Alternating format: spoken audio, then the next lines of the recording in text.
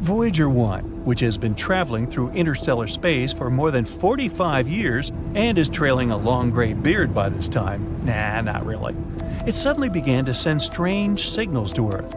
Even more bizarre, there are no signs that the probe has broken or anything. Scientists from NASA are desperately trying to find the reason. So, what's happened exactly? First of all, let me tell you a bit more about Voyager 1 and its long journey. Voyager 1 is an American space probe. Scientists from NASA sent it into space on September 5, 1977. Voyager's goal was to explore the outer planets of our solar system, namely Jupiter and Saturn. Initially, scientists assumed that the mission would take about 5 years. Haha, the joke's on them. The probe exceeded all expectations. Not only did it fulfill its mission, but it's still working for much longer than expected. Voyager 1 has been wandering around space for more than 45 years. It's hard to estimate what Voyager 1 has done for science. Firstly, it successfully sent a lot of photos of Jupiter and Saturn to Earth. By the way, you can even check out these photos yourself. All of them are published on the NASA website. Thanks to Voyager, we also discovered several new moons of Jupiter and a previously unknown system of its rings. We learned that Jupiter's famous red spot is actually a giant superfast storm. And after leaving Neptune's orbit behind, Voyager also sent a lot of important data about interstellar plasma. So Voyager 1 successfully proved to scientists how useful it was.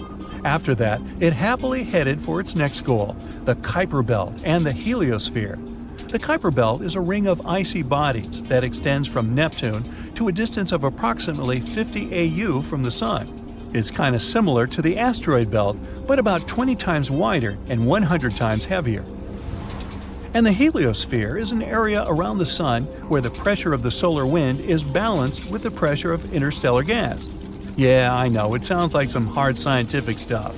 Just keep in mind that this data really helps us understand the universe as a whole. So, this is Voyager's last task, to tell us more about interstellar space. The probe has already sent us more than 60 frames for a mosaic of the solar system from a distance of over 4 billion miles from Earth. Scientists use these frames to make a big colored picture. The photo was called the pale blue dot, and you've probably already guessed what that dot is. Yep, that's what our Earth looks like through Voyager's eyes. This photo clearly shows how tiny we really are, and how precious and fragile our planet is. But Voyager 1 also has another, even more important mission, to tell other civilizations about us humans. You might have heard about the famous Voyager Golden Records. People created many audio and video files and added them to these records. There are a few sections. The first one contains hello in 55 languages, including ancient and extinct ones. Almost 80% of the recordings are different musical pieces, like Bach, Beethoven, Mozart, and Stravinsky. Folk music from different countries and ages, and a bit of the blues, like famous songs by Louis Armstrong and Chuck Berry. The remaining 20% of the recordings contain different human voices, sounds of nature and animals, as well as 116 images encoded as audio signals. There's also recordings of speeches by Kurt Waldheim, a former UN Secretary General, and Jimmy Carter, a former US President. These are just some friendly messages. In addition to the records, scientists also packed a needle for playing them.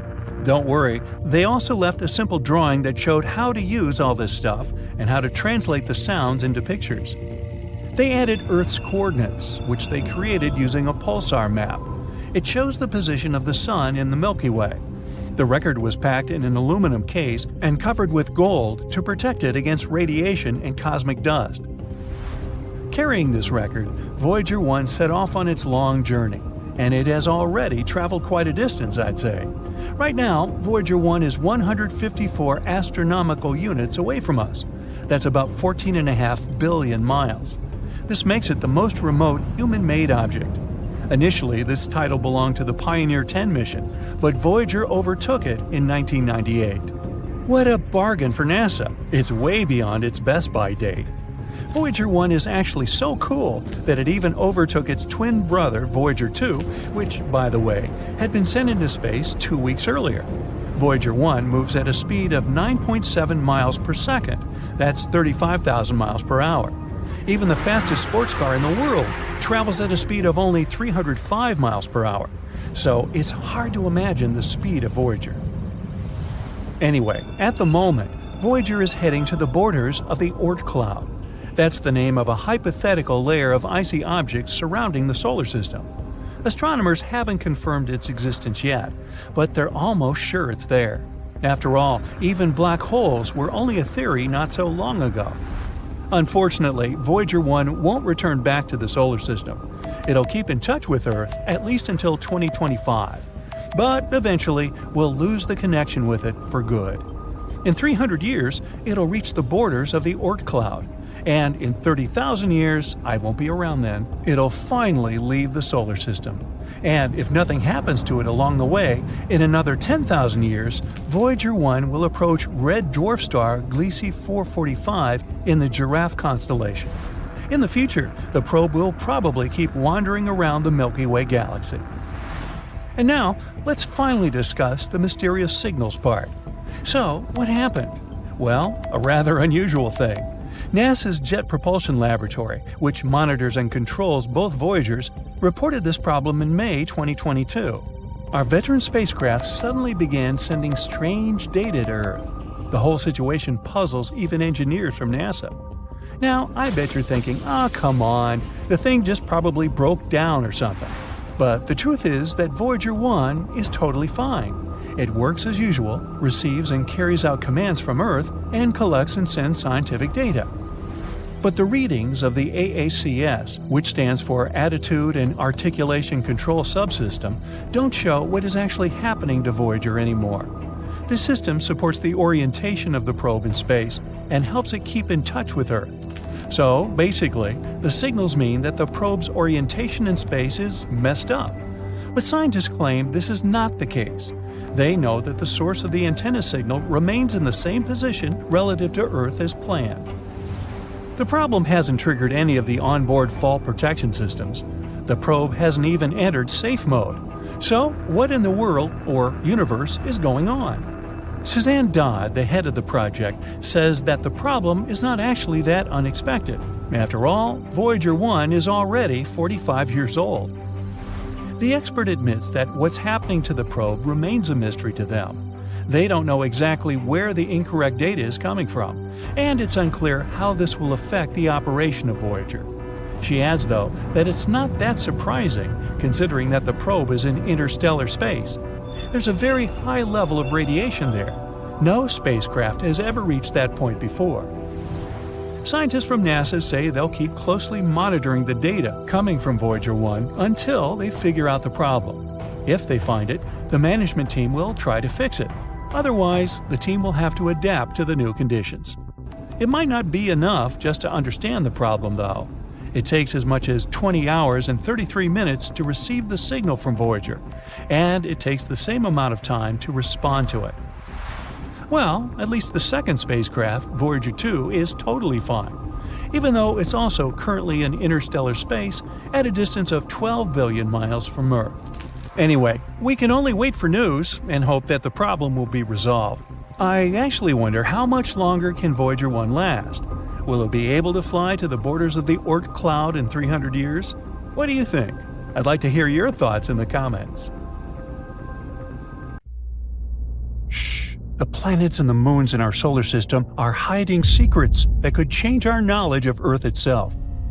Uranus stores heat we didn't expect. Mercury has been shrinking and cracking for billions of years. Jupiter's moon, Io, emits giant columns of volcanic plumes. These cosmic mysteries hint at forces and processes that could, one day, ripple through the solar system and even affect life here on our own planet. Back in 1986, Voyager 2 flew by Uranus and confused everybody. The readings showed the planet wasn't giving off any extra heat. This made it look totally different from the other giant planets in the solar system. That was strange because Jupiter, Saturn, and Neptune all release way more heat than they take in from the Sun. Fast forward a few decades, and two independent research teams went back through a mountain of observations. What they found changes the story. Uranus does give off more heat than it receives. about 12.5% more to be exact. The two studies show that Uranus is still slowly releasing leftover heat from its early days. That detail matters greatly because it helps scientists piece together the planet's origins and how it's changed over time. As for Voyager 2's odd readings, they now make more sense too. The flyby happened when the Sun was unusually active, which made Uranus act weird. So those early numbers likely didn't reflect its normal state. Even so, Uranus still stands out. Jupiter pushes out 113% more heat. Saturn gives off 139% more, and Neptune tops them all at 162%. And since Neptune is farther away from the Sun, distance isn't the reason Uranus is cooler. Something unique is happening deep inside. Maybe the planet's structure is different, or maybe its past somehow shaped it in another way. Another weird space body in our solar system is Jupiter's moon Io. Oh, by the way, did you know that Io has a brother moon named EIE? So, through a telescope looking at Jupiter, you can sometimes see them. EIE, Io. Right next to Old MacDonald. Hey, I thought it was funny. Anyway, back in 1979, Voyager 1 zipped past Io and saw something jaw-dropping. Giant volcanic plumes were blasting straight into space. It was the first time humans had ever seen active volcanism beyond Earth. Io looked wild, and ever since then, scientists have been trying to figure out what makes this little moon so ridiculously volcanic. For decades, one leading idea was that Io hid a global magma ocean just under its crust. That would explain why volcanoes are scattered pretty evenly all over the surface, as if they're feeding off the same underground reservoir of molten rock. NASA's Galileo spacecraft even seemed to back this up in the 1990s and early 2000s. Its magnetometer picked up a weird magnetic signal that looked like it came from a huge electrically conductive layer, basically liquid rock. By 2011, the consensus was that Io was sitting on a magma ocean several dozen miles thick. But now that theory has been flipped on its head. NASA's Juno spacecraft has been looping around Jupiter since 2016, and in late 2023 and early 2024, it made a couple of super close flybys of Io. The main goal was to figure out what was going on inside. Juno carries a super precise radio transponder that scientists use like a stethoscope. Io's gravity field tugs on the spacecraft ever so slightly, changing the radio signal. By mapping those tiny shifts, the team can see how mass is distributed inside Io. The verdict is, there's no shallow magma ocean sloshing under the crust. Otherwise, Juno would have picked up way more distortion in Io's gravity field as Jupiter's tidal pull flexed the moon. But the data showed nothing of the sort. This leaves planetary scientists with a big puzzle. If there's no magma ocean, what's powering the most volcanically active body in the solar system? Io's volcanism is likely driven by tidal heating, because Io's orbit is a little stretched out by the gravitational tugs of neighboring moons. Jupiter constantly squeezes and releases this little world. The crust can rise and fall by as much as 330 feet, and all that flexing creates frictional heat inside the moon. Tidal heating does make magma, but if it's not pulling into a giant ocean, maybe it's stored in smaller scattered reservoirs within the crust. On Earth, different magma chambers feed different styles of volcanoes, but since Io doesn't have plate tectonics, it probably doesn't have the same variety. The new results don't totally rule out a deep magma ocean buried way below the crust. But if that exists, it would be so dense and iron-rich that it wouldn't rise easily to the surface. At that point, it's hard to tell whether we'd even call it a magma ocean or just a molten core. Now, at the same time, Jupiter's moon Europa, for example, is also tidally heated. But in its case, the heat likely sustains a salty liquid water ocean beneath an icy shell. Saturn's moon Enceladus is another great case. The Cassini spacecraft not only found signs of a hidden ocean, but even flew through plumes of water erupting from its south pole. So why does tidal heating make water oceans on some moons, but not magma oceans on Io? The thing is, magma is lighter than solid rock, so it wants to rise and erupt quickly instead of sticking around in one giant pool. Water, on the other hand, is heavier than ice, so it sinks and collects into a stable ocean beneath the crust. That's why magma oceans are so hard to sustain, while water oceans are relatively easy. In any case, even though tidal heating may not be great at making magma oceans, it's excellent at making water oceans. And since water is the key ingredient for life, moons across the solar system, Europa, Enceladus, and maybe others too, could be hiding habitable environments beneath their icy crusts. Io might be a volcanic inferno, but it's helping scientists figure out where else we might actually find life in our solar system. Now let's move closer to Earth and explore Mercury. Believe it or not, this planet and our favorite pastries have something in common. They both shrink as they cool. Mercury formed about 4.5 billion years ago, and ever since then, it's been slowly losing heat. As the planet cools, its rocky shell contracts, just like a cheesecake or cookie that cracks when it comes out of the oven. Mercury develops fractures in its crust. These show up as thrust faults, giant cracks that push up sections of the planet's surface to make room for its shrinking interior. By looking at how those faults have lifted up Mercury's terrain, scientists can figure out how much the planet has shrunk over time. But earlier estimates were all over the place, ranging anywhere from less than a mile to more than 4 miles of lost radius. That's a pretty big range. So figuring out a more precise number has been a long-standing puzzle. To tackle the problem, researchers tried a new way of measuring Mercury's shrinkage. The old method used the length and height of uplifted landforms, but the results shifted depending on how many faults you counted in the dataset. More faults, one answer. Fewer faults, a different answer. That inconsistency made things messy.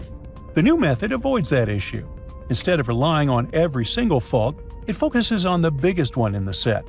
It's like finding the biggest crack in a cookie and using it as a baseline to estimate how much the whole thing cooled and contracted. Now, to test this, the researchers ran their method on 3 separate datasets. One had 5,900 faults, another had 650 faults, and the last one had just 100. And no matter which dataset they used, the results stayed consistent. Mercury has likely shrunk by about 1.2 to 2.1 miles due to faulting alone. But the planet didn't just get smaller because of its cracks. Scientists added shrinkage from other cooling processes to their fault-based results and found that the planet has gotten up to 3.5 miles smaller since it first formed. These new numbers don't just show how much Mercury shrank, they also give clues about its thermal history. They tell us how fast it cooled, how its interior changed over time, and how its crust reacted to that cooling. And this method isn't just for Mercury either. Researchers think it could also be used to study tectonics on other planets, like Mars, which has faults on its surface too. So astronomers have spotted about a dozen mysterious explosions in space, and no one really knows what they are or why they're happening. At the moment, they occur about 200 million light-years away. But what if, one day, they get much closer to our planet? Now, this all started back in 2018. One day, telescopes saw a giant boom far away in space. That explosion was incredibly bright, about 100 times brighter than a normal star explosion, called a supernova. The strange thing was that normal supernovae take weeks or even months to fade away. But that one went from kaboom to poof, gone, in just a few days. It got extremely hot and huge, about the size of our whole solar system, and then vanished like it never happened. Scientists were seriously confused. Now, they named the explosion the Cow, because its official name was too long and not exciting at all.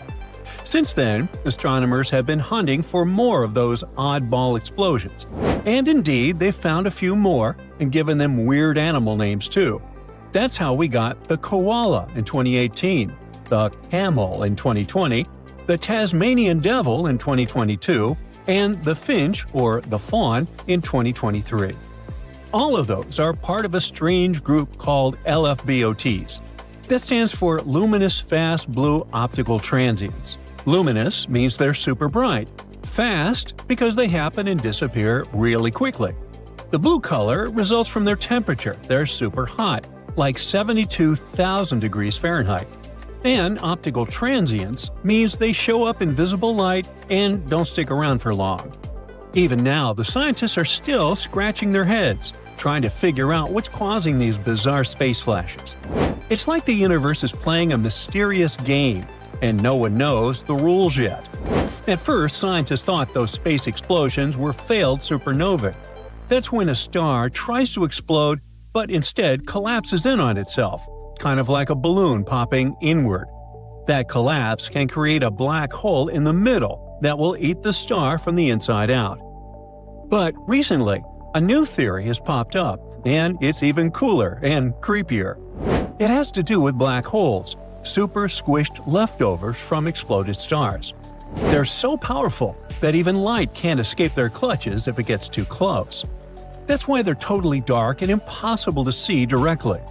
Now, some space scientists think that unknown black holes, not too big and not too small, might be pulling in stars that get too close, which produces those explosions.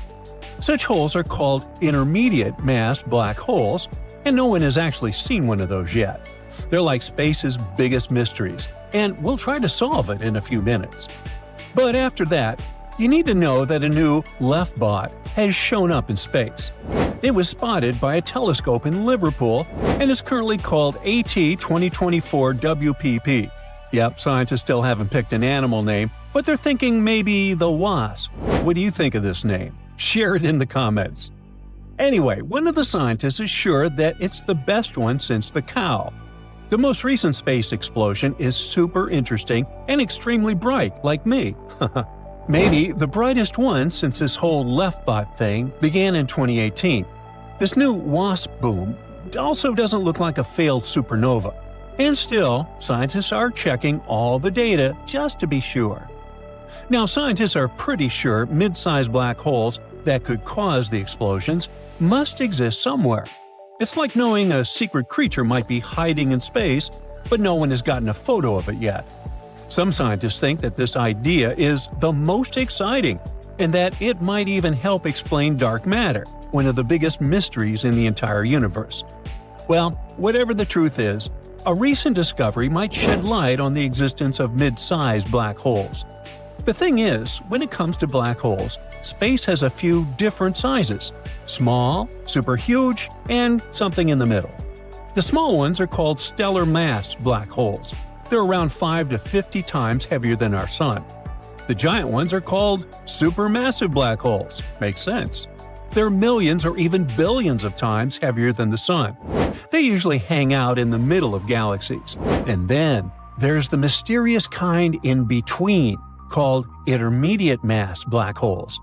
Those are like the missing link of black holes. Scientists are pretty sure they should exist, but we barely know anything about them, like where they came from, how they grow, or what they're made of. Good news, that mystery might finally be getting solved. Thanks to several new studies, scientists now have some exciting new clues. Researchers have found waves in space, which are called gravitational waves, that seem to come from black holes smashing into each other. And not just any black holes, but ones that are 100 to 300 times heavier than the Sun, which may mean that they're those mysterious mid-sized black holes. Plus, those are the biggest black hole collisions we've ever recorded on Earth. Now, black holes are like space fossils, super old history clues. And those newly discovered black holes could tell us about the first stars that ever lit up the universe. The problem lies in the fact that our tools on Earth, like LIGO, which stands for Laser Interferometer Gravitational Wave Observatory, only catch a tiny moment of these black holes crashing together, literally just a split second. That makes it tough to figure out where those medium-sized black holes come from. So, scientists have a new plan. One scientific lab is getting ready for a future space mission called LISA, short for Laser Interferometer Space Antenna. It's a cool space project by NASA and the European Space Agency, launching in the late 2030s. LISA will float in space and be able to catch the whole story of black hole crashes, not just the final boom. It will track black holes years before they crash into each other. And, if all goes well, we might finally figure out where these mysterious black holes come from and learn even more about how our universe began. So you might be wondering about how LISA will do it. Remember we talked about ripples dashing through space called gravitational waves? Black holes crashing into each other could send them out. Well, LISA is being built to listen for such waves. It'll float in space and look for all kinds of cosmic shakeups, not just huge ones, but also smaller black holes spinning around giant ones. Now, why do gravitational waves matter? A lot of space stuff is too dark to see with regular telescopes, since no light comes from it at all. But gravitational waves don't care about light. They go through everything, telling us about the secrets hiding in the dark parts of the universe. By studying them, scientists hope to learn about things we've never seen before, like black holes, or what really happened at the very start of the universe, and maybe even things we don't know exist yet. LISA will help us figure out how the universe began, how it's changing, and what it's made of. Now, getting back to those black hole collisions, finding them isn't easy. But researchers have come up with a smart solution. They're using artificial intelligence to make sure the signals from space aren't messed up by noise from Earth or the machines themselves. This work was part of a project focused on combining AI with space science. Scientists are getting more confident that intermediate mass black holes, the ones in between small and supermassive, are real. And they might be some of the most exciting things we can study using gravitational waves, both from Earth and from space. So the next big step? Looking to the Moon. Future detectors placed on the lunar surface could be even better at catching certain types of space waves, especially ones that Earth-based machines might miss. That would help scientists figure out where those black holes dwell in space. Besides this research, scientists are also planning human exploration of the Moon. They're helping NASA choose the best spots for future missions, focusing on big science goals like solar physics, space weather, and how the universe works. Right now is a super exciting time, not just for studying black holes, but also for connecting space exploration and science.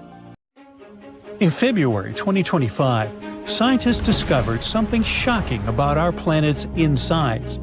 We've long thought that Earth's inner core is a solid and stable sphere, but the truth may be quite different and a bit alarming. The recent study suggests that the surface of the core might be undergoing structural transformations right at this moment. Researchers from the University of Southern California have analyzed decades of seismic data and discovered that the surface of the inner core appears to deform under the influence of the outer core. We've observed such changes for the first time, but they're likely to explain some peculiarities in the rotation of the inner core. They could even be influencing the length of days on Earth. Now, the inner core of our planet, located about 3,100 miles below the surface, is traditionally described as a solid ball of iron and nickel. However, new data shows that its outer layer may be more malleable than expected. This discovery is based on the analysis of seismic waves from repeated earthquakes near the South Sandwich Islands. The researchers used enhanced resolution techniques to study these seismic signals.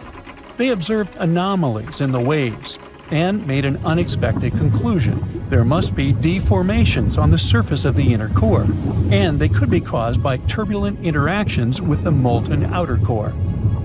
Now, this outer core, composed of liquid iron and nickel, has a highly important role. It helps generate Earth's magnetic field. Before, we really didn't understand its impact on the inner core. But now, the new study shows that the turbulent movements of the outer core could disrupt the surface of the inner core, and that could cause changes in its shape. These disturbances might also explain the gradual slowdown in the rotation of the inner core. Scientists have been observing it since 2010. On the surface, we really don't notice these changes, but they could influence Earth's overall rotation and length of days. The study can help us understand better what's happening deep inside our planet, how the inner and outer core interact, and how that affects Earth's magnetic field and movement. Obviously, direct observation of Earth's core is impossible. That's why scientists use indirect methods, like analysis of seismic waves. It also allows us to deduce the structure and composition of the core.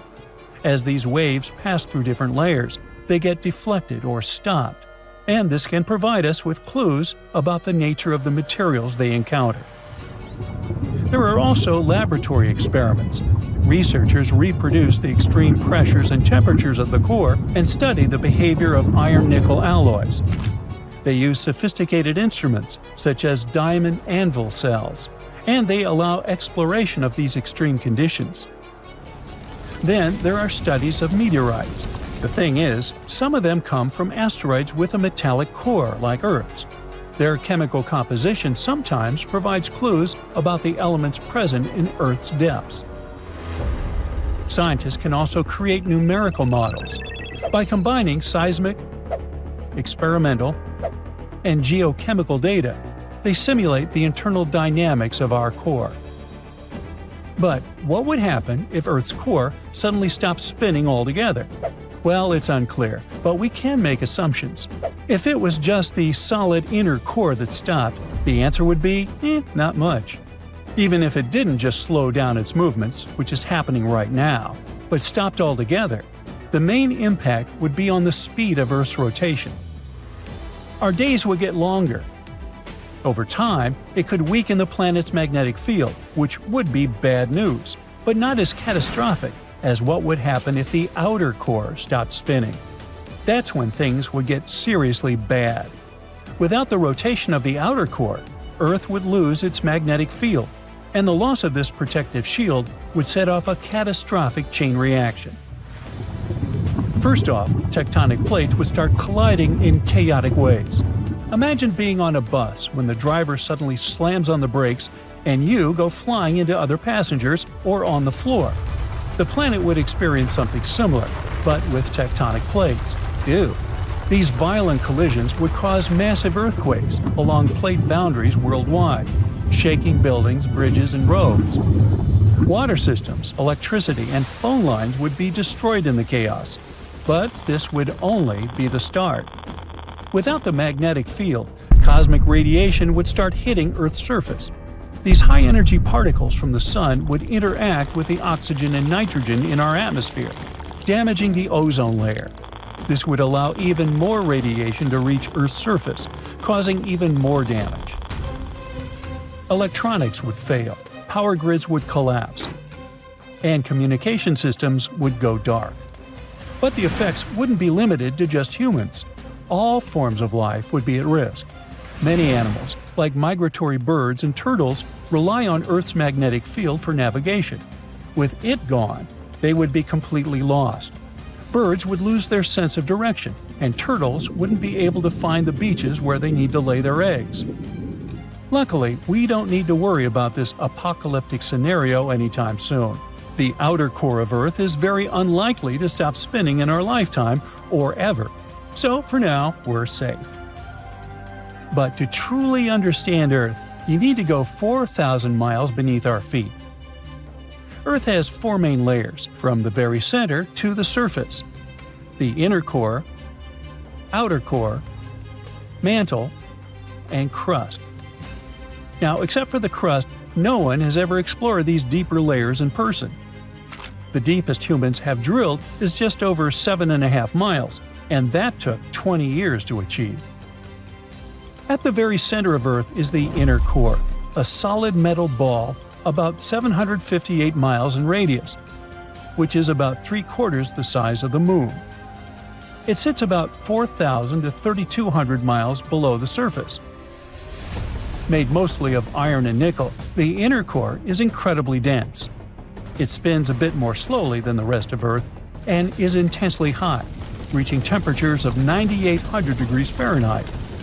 It's like the surface of the Sun. The pressure there is staggering, over 3 million times greater than the pressure we feel on the surface. Some research even suggests that there might be an even smaller, denser core inside the inner core, thought to be made mostly of iron. The outer core is also made of iron and nickel, but in liquid form. It sits about 3,200 to 1,800 miles beneath the surface. The heat here comes mostly from the radioactive decay of elements, like uranium and thorium, causing the liquid to churn in massive turbulent currents. This motion creates electrical currents, which generate Earth's magnetic field. Interestingly, Earth's magnetic field reverses about every 200 to 300,000 years, and scientists are still trying to figure out exactly why it happens. The mantle is Earth's thickest layer, stretching almost 1,800 miles deep. It starts just around 19 miles beneath the surface. Made of iron, magnesium, and silicon, it's dense, hot, and semi-solid. To imagine it better, think about caramel candy.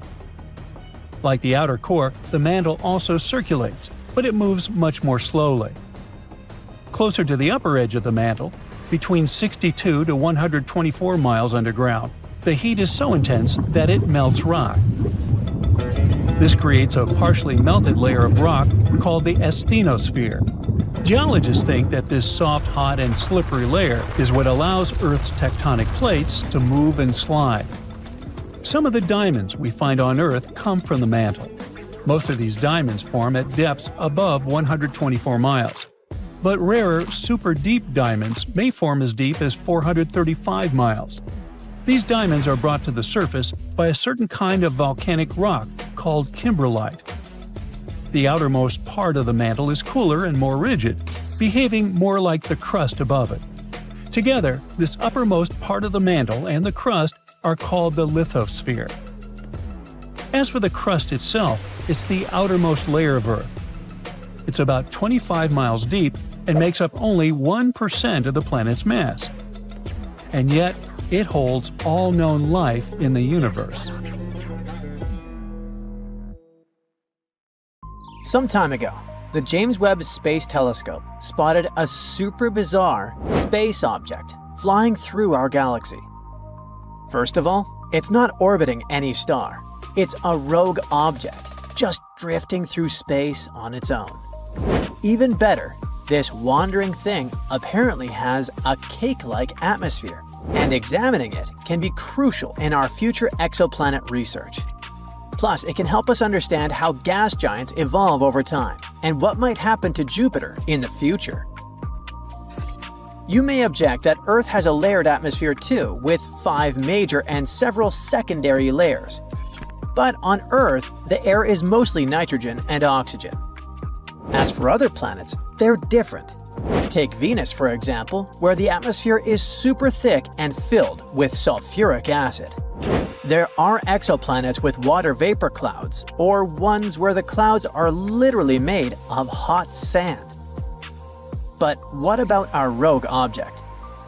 By the way, I have no clue why it got this reputation, but for some reason, scientists chose to call it SIMP. Ouch. Anyway, it seems to have its own unique combo, with cloud patches and weird chemical reactions happening high up. It is covered in clouds made of iron and magnesium, and its atmosphere has carbon-based chemicals floating around. Scientists have spotted auroras on it. Yep, like the northern lights we have on Earth, but way out in deep space. It's the very first time researchers have been able to do a sort of weather report on a rogue object like this. The next weirdness? The object doesn't really fit into any box. It's not a regular planet, because it doesn't orbit a star. But it's also smaller than a brown dwarf, which is something like a failed star. So it's something in between. Not quite a planet, not quite a star. And while it's not dangerous in the we're all doomed kind of way, scientists say rogue objects like this could actually mess things up pretty seriously if they wandered too close to a solar system. Their gravity might throw off the orbits of planets, which could lead to instability, or even space collisions. So yeah, while our rogue friend is not a threat right now, it might become one in the future. Now, this rogue object has some crazy stuff going on. First off, its day is only 2.4 hours long. Like, imagine the sun rising and setting in that time. That's real fast. It's also hanging out about 20 light-years away in the Carina Nebula, which isn't super far in space terms, Another thing that makes this guy special is the fact that it's the brightest free-floating object of its kind that we can see from the northern hemisphere. And since it's just drifting in space without a nearby star messing with our view, it's been directly photographed by telescopes, like NASA's Spitzer. That's actually super rare for stuff this faint and far. When scientists checked it out in infrared, aka heat vision, they noticed that the atmosphere of this rogue object was acting weird, like it kept changing, sometimes more heat, sometimes less. Something funky was going on, but what exactly? So, in July 2023, one team of scientists used the James Webb Space Telescope to dig deeper. They pointed it at SIMP and gathered a ton of data, around 6,000 measurements in just a few hours. First, they looked at shortwave radiation, which is kind of like high-energy heat, and then they did the same with longer waves a few hours later. They discovered that the brightness changed differently depending on the wavelength. Some parts of the atmosphere got brighter, some dimmer, and some didn't change at all. It was all over the place, but they noticed a pattern. All the changes fell into 3 groups. Each group had its own vibe, like its own little signature of what was going on in the atmosphere. And it turned out that the mysterious object wasn't just floating alone in space. It was super dynamic, with layers of clouds and gases doing their own thing. It could mean 3 different things were going on in the atmosphere. To figure out what exactly was behind all this, they built models of the rogue object's atmosphere. Apparently, the first group of curves likely came from low clouds made of iron. Yeah, iron, like actual metal clouds. The second group seemed to come from higher clouds made of this mineral called forsterite, which is basically a magnesium-rich crystal. And it looks like these cloud layers aren't smooth, they're patchy. That patchiness could explain why the light coming from them keeps changing so much. As for the third group of light patterns, they weren't coming from clouds at all. The light seemed to be coming from way above the clouds, from what they think are hotspots in the atmosphere. These hotspots are probably connected to radio auroras, kind of like Earth's northern lights, but happening in the radio part of the light spectrum instead of visible light. But even after all that modeling, there were still some mysteries left. Like, the first group of curves was all over the place, more than they expected. So they think it might be because of carbon-based gases like carbon monoxide floating around. They might absorb certain types of light at random times.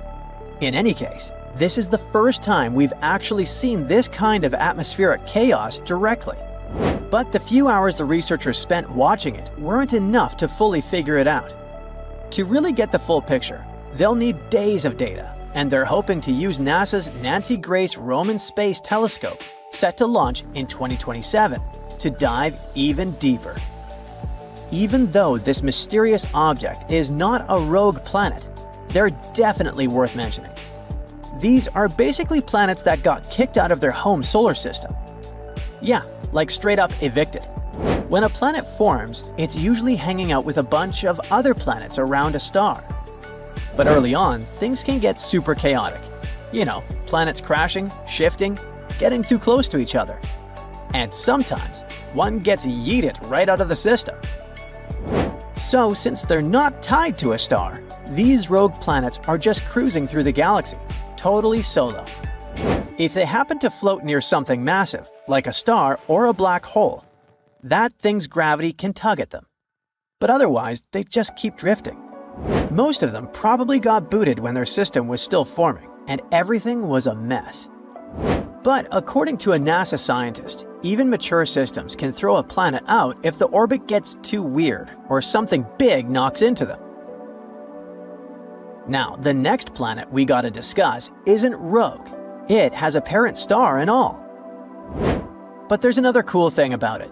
It's still a baby in the middle of forming, and it's pretty rare to catch in action. The baby is already about 3 times the size of Jupiter, the largest planet in the solar system. It's part of a system about 400 light-years away. It's been growing for about 5 million years, munching on gas and dust from the disk around its star, kinda like a cosmic buffet. But the thing is, When astronomers checked out the chemicals in the planet's atmosphere using a big telescope in Hawaii, things didn't add up. They were specifically looking at carbon monoxide and water, which can help figure out how much carbon and oxygen is floating around in that atmosphere. Turns out, the planet's chemical mix doesn't quite match the stuff in the disk it's forming from. That's a big deal because it goes against what scientists thought they knew about how planets are supposed to form. Basically, it's saying, hey, your fancy models might be a bit too simple. Planets are supposed to form by clumps of gas and dust crashing into each other and sticking together. Over time, they build up into full-blown planets. If that's true, then planets and their surrounding gas should have the same kind of stuff in them, chemically speaking. But PDS-70b is doing its own thing. So the scientists came up with two ideas to explain what was going on. It might be forming from solid stuff, like dust and ice, not just the gas in the disk. That solid material has carbon and oxygen trapped inside. So, by the time it melts and goes into the planet, it's already changed the chemistry. Or the gas in the disk got more carbon after the planet already formed.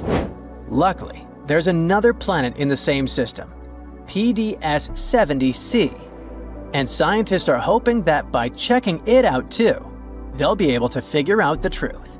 3, 2, 1, 0. In 1977, NASA sent the Voyager spacecraft to explore the outer parts of the solar system and the space beyond. And at one point, the probes ran into something totally nightmarish, a blazing wall of fire measuring temperatures from 54,000 to 90,000 degrees Fahrenheit. Well, did the probes manage to survive these intense conditions? We'll find out soon. Meanwhile, there are several ways to think about where the solar system ends. One way is to say it ends where the planets stop. Another way is connected to the Oort cloud. That's a giant group of icy objects far beyond the planets, the farthest region of the solar system. It is extremely distant, maybe a quarter to halfway to the nearest star. To understand such huge distances, scientists often use something called the astronomical unit, or AU. 1 AU is the distance between Earth and the Sun. For comparison, Pluto orbits between about 30 to 50 AU from the Sun. The inner edge of the Oort cloud is thought to be much, much farther away, and the outer edge could be even further away. These distances are very hard to imagine. My little brain sputters when considering such. Now, we can also measure them in time instead of miles. NASA's Voyager 1 spacecraft makes almost 1 million miles per day. At that speed, it would take about 300 years to reach the Oort cloud, and maybe 30,000 years to reach its outer edge. Now, one more way to define the edge of the solar system is by the Sun's gravity. It might be the area where the Sun can still pull objects back toward it. And finally, we can define it by considering the heliopause, the boundary where the Sun's influence ends. You see, the Sun constantly sends out charged particles in a flow called the solar wind. This wind moves past all the planets and reaches about 3 times the distance to Pluto. The solar wind creates a giant bubble around the Sun and planets called the heliosphere. The heliopause is the outer edge of this bubble, where the solar wind meets the wind coming from other stars, called the interstellar wind. Here, the pressures from the solar wind and the interstellar wind balance each other. This causes the solar wind to turn back and flow along the tail of the heliosphere.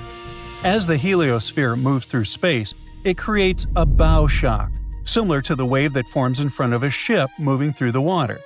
So, depending on how you define it, by planets, by the Oort cloud, by gravity, or by the Sun's magnetic influence, the edge of the solar system can mean very different distances.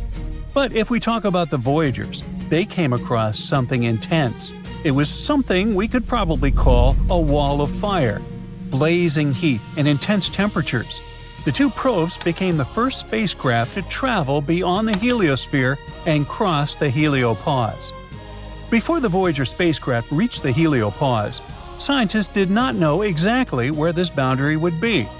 But the fact that the two spacecraft crossed it at different distances helped confirm some predictions about the heliopause. Scientists did expect that the edge of the heliosphere could move as the sun's activity changes, a bit like a lung expanding and contracting as we breathe. And the fact that Voyager 1 and Voyager 2 encountered the heliopause at different distances matched this expectation. The heliopause is not a hard edge or solid wall, but the nickname Wall of Fire actually matches the nature of that insane region. Both spacecraft measured extremely high temperatures there, around 30,000 to 50,000 Kelvin, or 54,000 to 90,000 degrees Fahrenheit. Despite these extreme temperatures, the spacecraft were safe. The particles in this region are very far apart, so collisions are rare and not enough heat could reach the spacecraft to harm them. Nearly 50 years after their launch, Voyagers 1 and 2 continued to send back data from beyond the heliopause. They are the only two spacecraft that have crossed this boundary so far. Together, they have already made several curious discoveries about space outside the solar system. For example, Voyager 2's magnetic field measurements confirmed a surprising result from Voyager 1. Just beyond the heliopause, the magnetic field lines are aligned with the magnetic field inside the heliosphere. Before Voyager 2, scientists only had one measurement from Voyager 1, so they could not be sure whether this alignment was real or just a coincidence. Voyager 2 confirmed that the alignment was real. The magnetic fields inside and just outside the heliopause apparently run in parallel.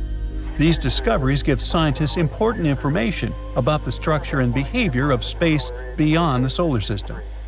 Now, let's dig a little deeper into the Voyager program itself.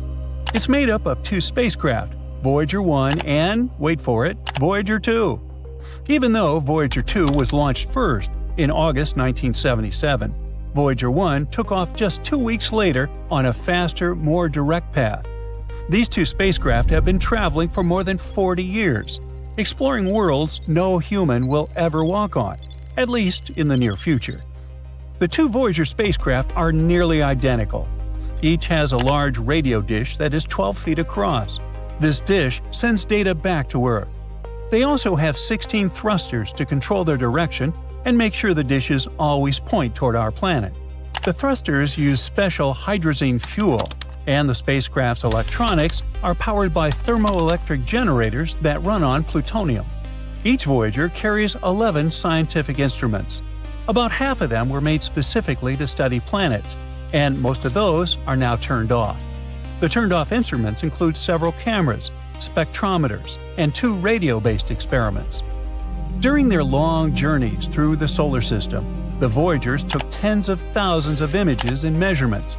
This data has changed what we know about the outer planets. When the Voyagers reached Jupiter, they gave us our first detailed look at the planet's atmosphere. They showed that the Great Red Spot was a huge storm spinning counterclockwise and interacting with smaller storms nearby. The Voyagers also discovered a faint dusty ring around Jupiter. They studied Jupiter's moons, too.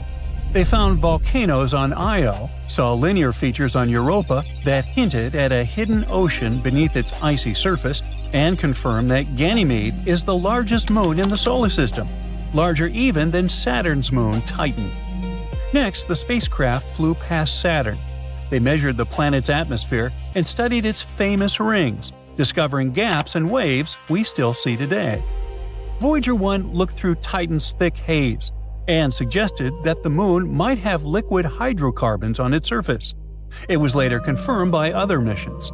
Voyager 1 also found 3 new moons orbiting Saturn: Atlas, Prometheus, and Pandora. So that's where she ended up.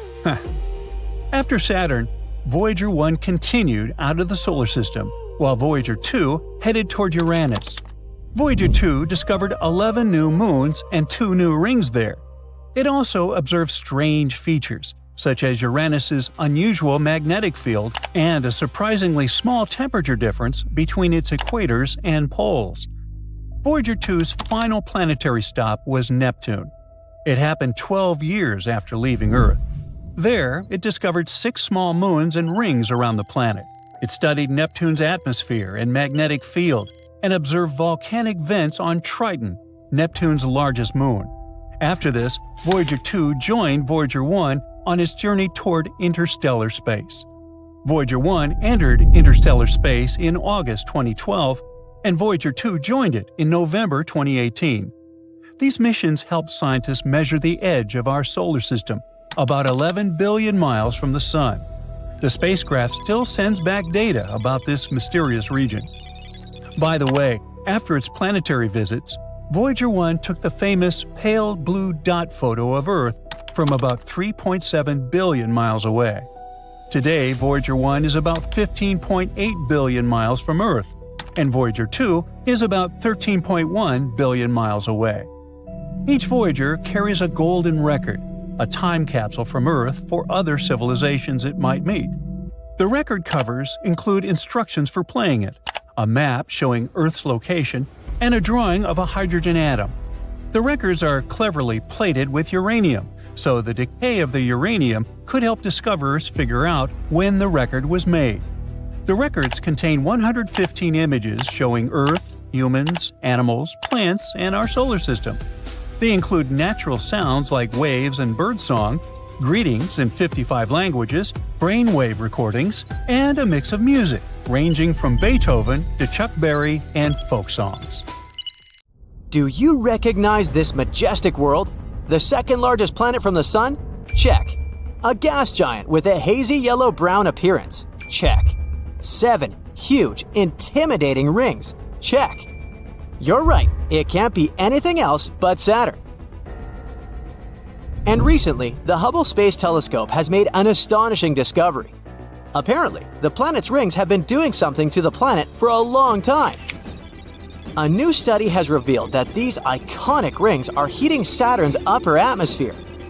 The coolest thing, though, is that researchers from NASA claim that it's something scientists have never observed anywhere else in our solar system. This secret has been hiding in plain view for 40 years, and only after using the observations of the planet received from the Hubble Space Telescope and retired Cassini probe and Voyager 1 and 2 spacecraft did astronomers figure it out. This unexpected interaction of the gas giant with its rings could become a tool for predicting if planets in other star systems have magnificent Saturn-like ring systems as well. So, how did it become clear that the gas planet is being slowly cooked by its own rings? The telltale evidence is an excess amount of ultraviolet radiation. It can be seen as a spectral line of hot hydrogen in the atmosphere of the gas giant. There's a bump in radiation that can only mean that something is heating the upper atmosphere from the outside. It's still kinda unclear how this process is happening, but the most probable explanation is that icy ring particles rain down on Saturn and cause this heating. But it might also be the impact of tiny meteorites or the particles of solar wind. The heating could be caused by solar ultraviolet radiation, or some electromagnetic forces that pick up electrically charged dust. When NASA's Cassini probe finished its mission and plunged into Saturn's atmosphere, it had enough time to measure the atmospheric components. And it turned out that many particles were indeed falling from its rings. But in any case, the heating process happens under the influence of the gravitational field of the gas giant. You see, astronomers do know about the slow disintegration of Saturn's rings, but figuring out how this process affects the planet, that's new. Now, do you remember NASA's Cassini spacecraft I mentioned before?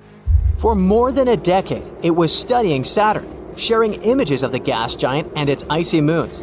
It took us to marvelous worlds where methane rivers ran into methane seas, and jets of gas and ice were blasting material into space. Anyway, that very Cassini also studied Saturn's magnetosphere. The thing is, forces acting deep inside the planet produce a ginormous magnetic bubble under the planet. And this bubble is called the magnetosphere. Unfortunately, astronomers still have very little information about this phenomenon on Saturn, since magnetic fields are invisible and are, of course, best studied from within. Imagine this: million-mile-per-hour flows of electrically charged particles from the Sun, aka solar wind, are spreading through the solar system. Suddenly, something appears in their way. Oh, it's Saturn's magnetic field. It protects the planet, making solar particles back away. As a result, the Sun's magnetic forces are raging outside Saturn's magnetosphere, while inside the gas giant's protective bubble, its own magnetic forces dominate. Our home planet also has a magnetic field, but it creates a much smaller magnetosphere. And still, it effectively protects us from the harmful particles coming from the Sun and from space. But even though Saturn is protected by its magnetosphere, the Sun still manages to mess with the planet. Energetic winds from our star sweep over the gas giant, causing massive auroras. But unlike auroras here, on Earth, Saturn's auroras can only be seen in ultraviolet light. In other words, they're invisible from Earth's surface. You can only see them if you travel to space. But apparently, there are different kinds of auroras on the gas giant. For example, one more type is triggered by the charged particles coming from volcanic eruptions on the planet's moons. And some of Saturn's auroras might be caused by powerful winds swirling in the planet's own atmosphere. These winds blow in the ionosphere, which is a region located beneath the magnetosphere.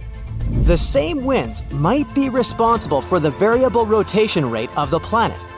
This phenomenon makes it difficult for scientists to figure out how long one day on the ringed planet lasts.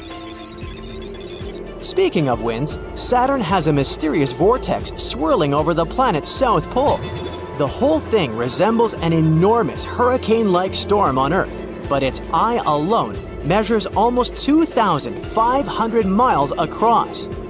For comparison, the eye of a typical terrestrial hurricane is a mere 2 to 3 miles wide. What confuses astronomers is that although the phenomenon looks like a hurricane, it doesn't behave like one. It's stationary and keeps spinning over the same area of the South Pole. And while polar vortices on Earth have cold cores, the one on Saturn is warm. And now, brace yourself for another surprise Saturn has prepared for us. In an image sent to Earth by the Hubble Space Telescope, one can notice a couple of dark, shadowy spots on the left side of the planet's rings. Those are informally called spokes, maybe because they resemble spokes on a bicycle. The shading and shape of spokes vary. They may seem dark or light, it depends on the angle and illumination. Sometimes they may even look like blobs rather than something with a classical radial spoke shape. They also don't last long. But the good news is more and more will start to appear the closer we are to May 6, 2025. That's when the autumnal equinox on Saturn will occur. Now, on Earth, that's the moment when the Sun is exactly above the equator of the planet, and day and night are of the same length. But on Earth, it's something a bit different. Like our planet, Saturn is tilted on its axis. That's why it has 4 seasons. But since the orbit of the gas giant is much larger, each of these seasons lasts about 7 Earth years. An equinox occurs when Saturn's rings are tilted edge-on to the Sun. But what causes the spokes? Astronomers think it might be the gas giant's magnetic field. When a planetary magnetic field interacts with the solar wind, it creates an electrically charged environment.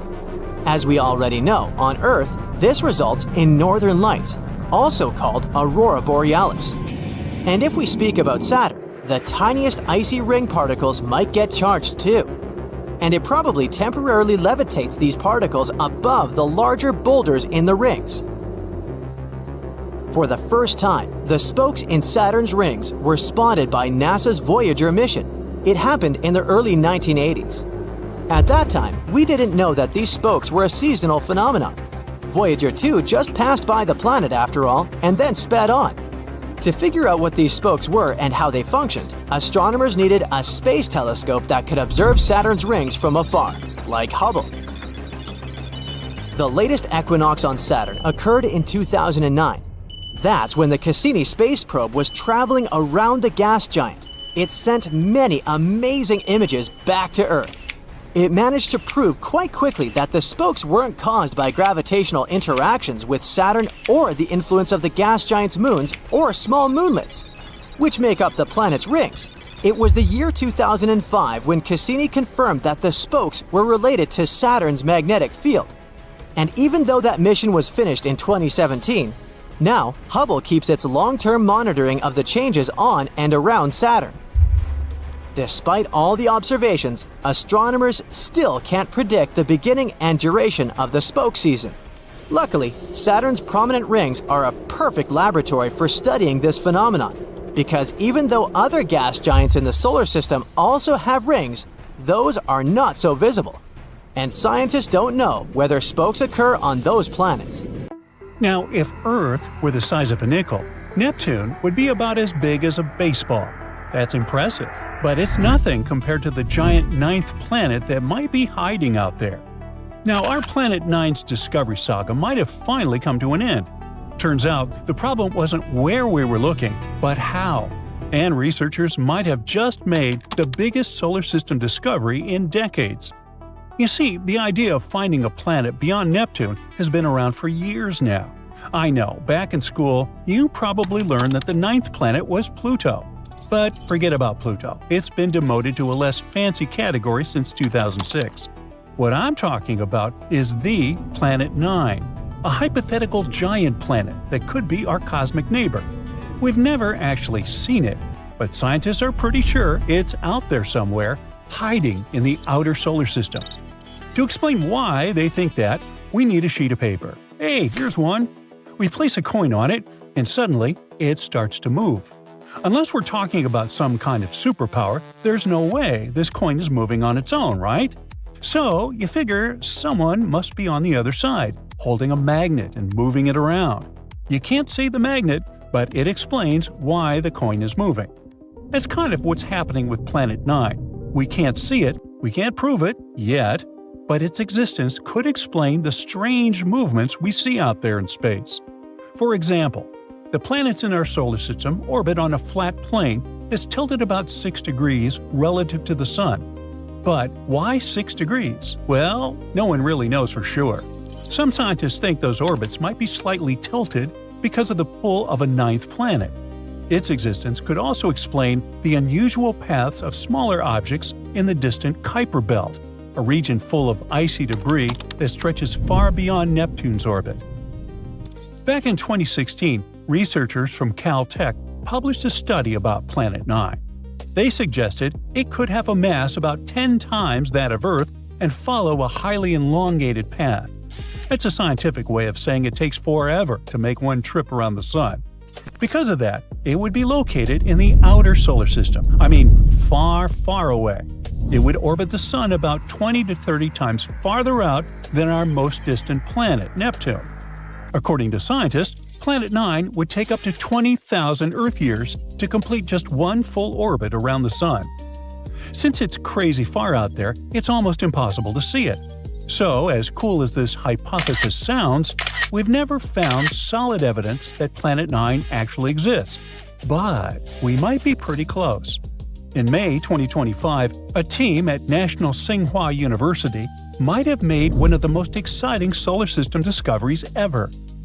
Alright, so there's a hypothesis that Planet 9 hasn't been discovered yet because we haven't been using the right method.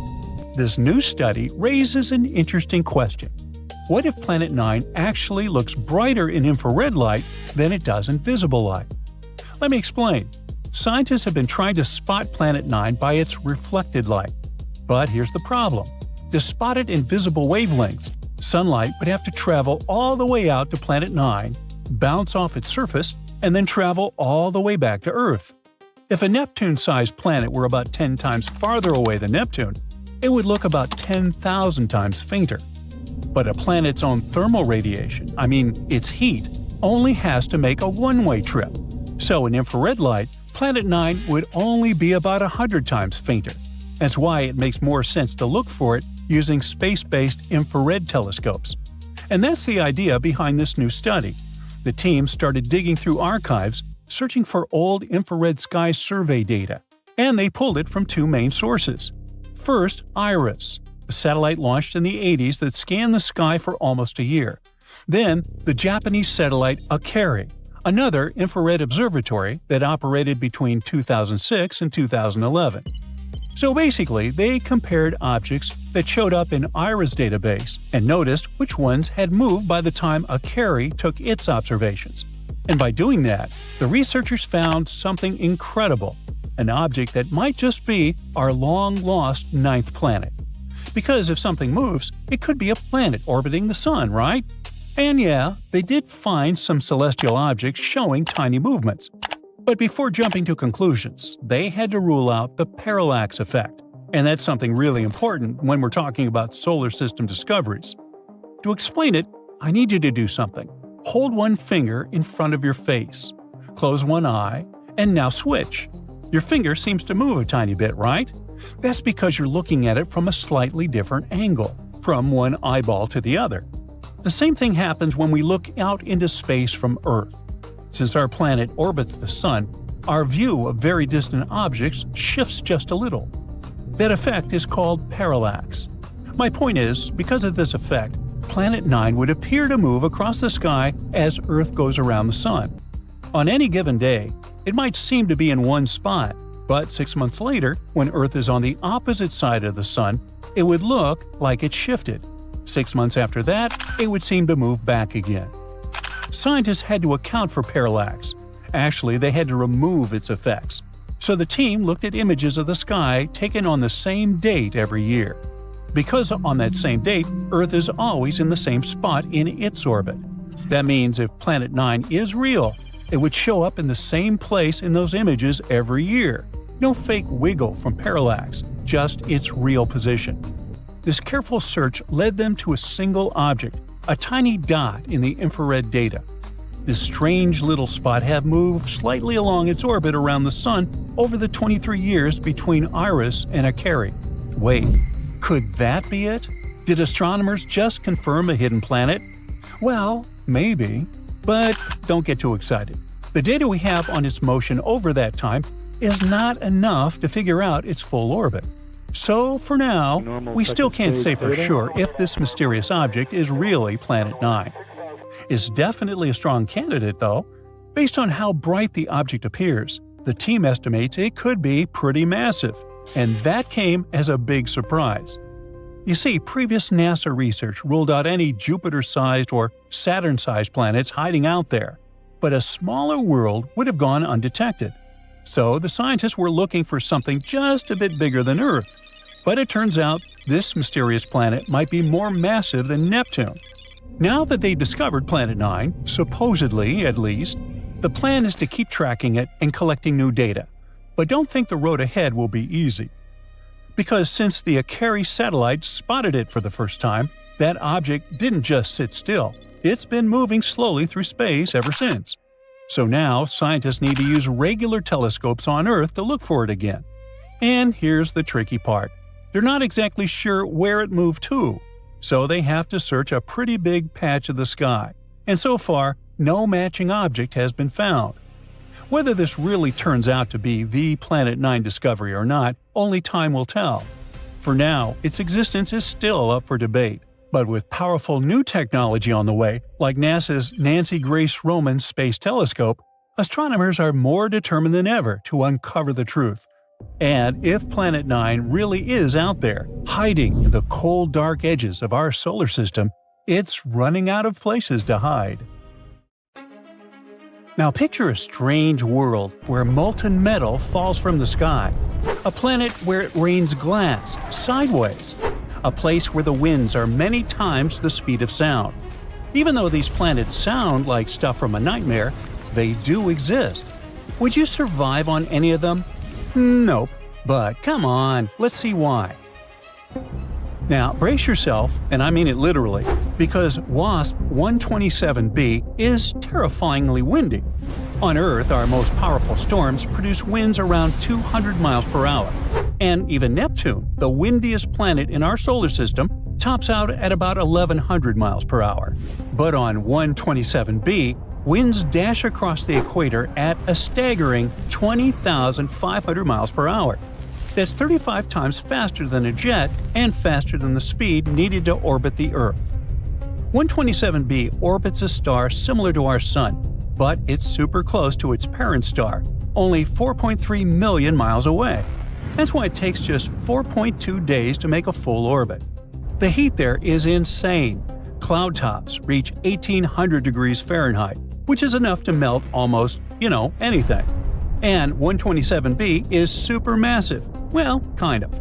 It's a gas giant with a diameter 1.3 times that of Jupiter, but only 1/6 of Jupiter's mass, which makes it a giant, hot, puffy balloon floating in space. The planet's atmosphere is so expanded that it's basically a boiling, raging storm globe, completely unlivable. If you somehow ended up on 127b, survival would be, impossible. The winds would toss you around, the extreme heat would cook you, and the planet itself would offer no solid ground to stand on. You wouldn't be able to breathe, move, or survive even for a second in these extreme conditions. But shockingly, that's not the worst planet you could land on. Imagine a world where it literally rains iron. This is WASP 76b, a planet so close to its star that the day side scorches at over 4,300 degrees Fahrenheit, hot enough to vaporize metals into gas. The night side is cooler, but still a blistering 2,500 degrees. Such a temperature makes those metals condense into clouds and rain down, like molten malted milk balls falling from the sky. The planet orbits its star every 43 hours, and it's tidally locked, which means that one of its sides always faces the star. The winds on the planet are absolutely insane, blowing up to 11,200 miles per hour. They zoom across the planet, fueled by the extreme temperature difference between day and night. And 76b is huge. It's a gas giant twice the size of Jupiter. It's practically sitting on the edge of its star's outer atmosphere. Scientists say we don't fully understand the physics here. Eventually, this planet could spiral into its star, or radiation could strip away its atmosphere, leaving only a scorching rocky core. Now, a human on 76b wouldn't last a fraction of a second. The day side would instantly vaporize you, just like the night side. And don't forget about the winds. You'd be ripped apart before you even touch the ground.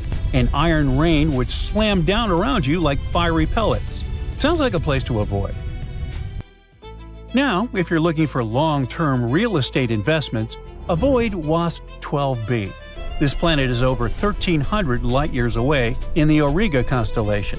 It orbits its sun-like star extremely closely, completing one orbit in just over one Earth day, about 26 hours. The planet's surface temperature reaches nearly 4,600 degrees Fahrenheit. It is 40% more massive than Jupiter, but powerful tidal forces stretch it into a football shape. But the main problem is that the atmosphere of this planet has expanded to nearly 3 times Jupiter's radius and is being pulled onto the star. And that means the planet is slowly being destroyed. Astronomers think that in about 3 to 10 million years, the planet could be gone for good.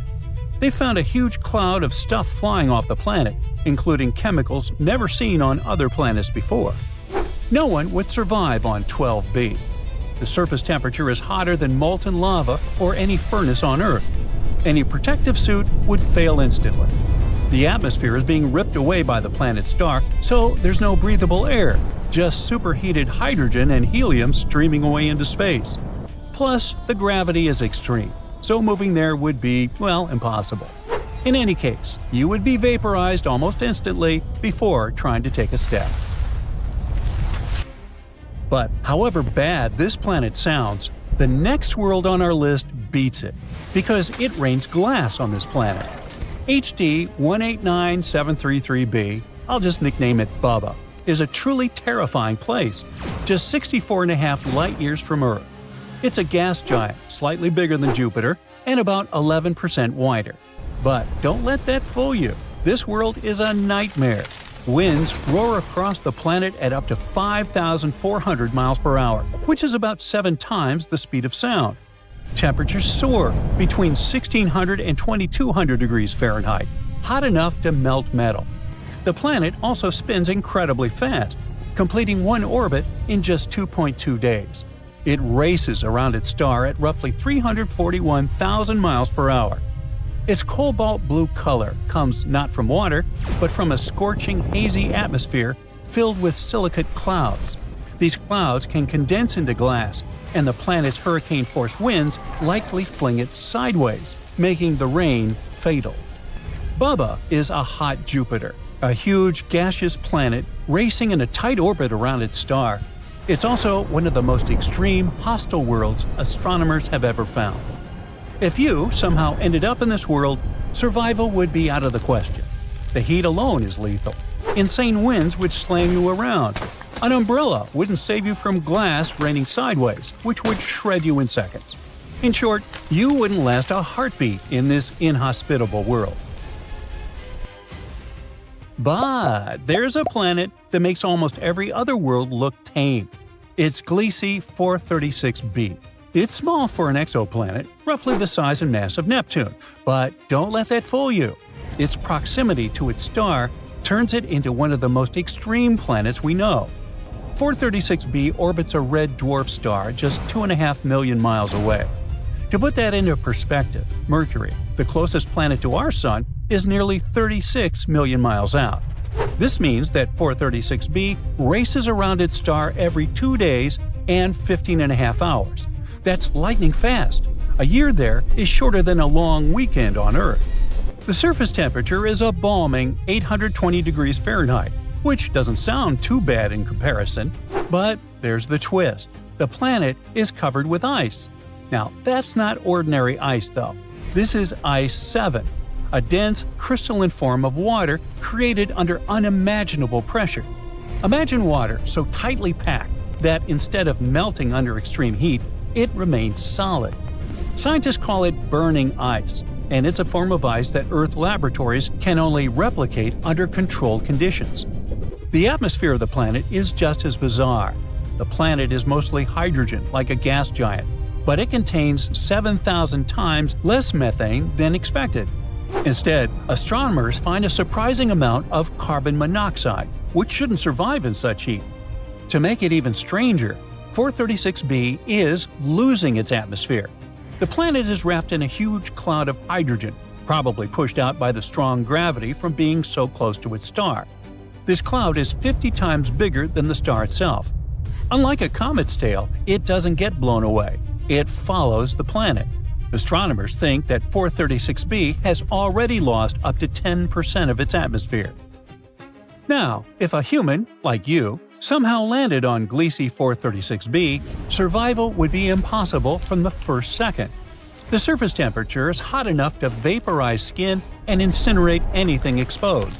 The gravity is crushing because the planet is dense and packed tightly with matter, which would make a person feel like trying to lift a car with every step. Even worse, can it get worse? Yes. The atmosphere is mostly hydrogen with high levels of carbon monoxide.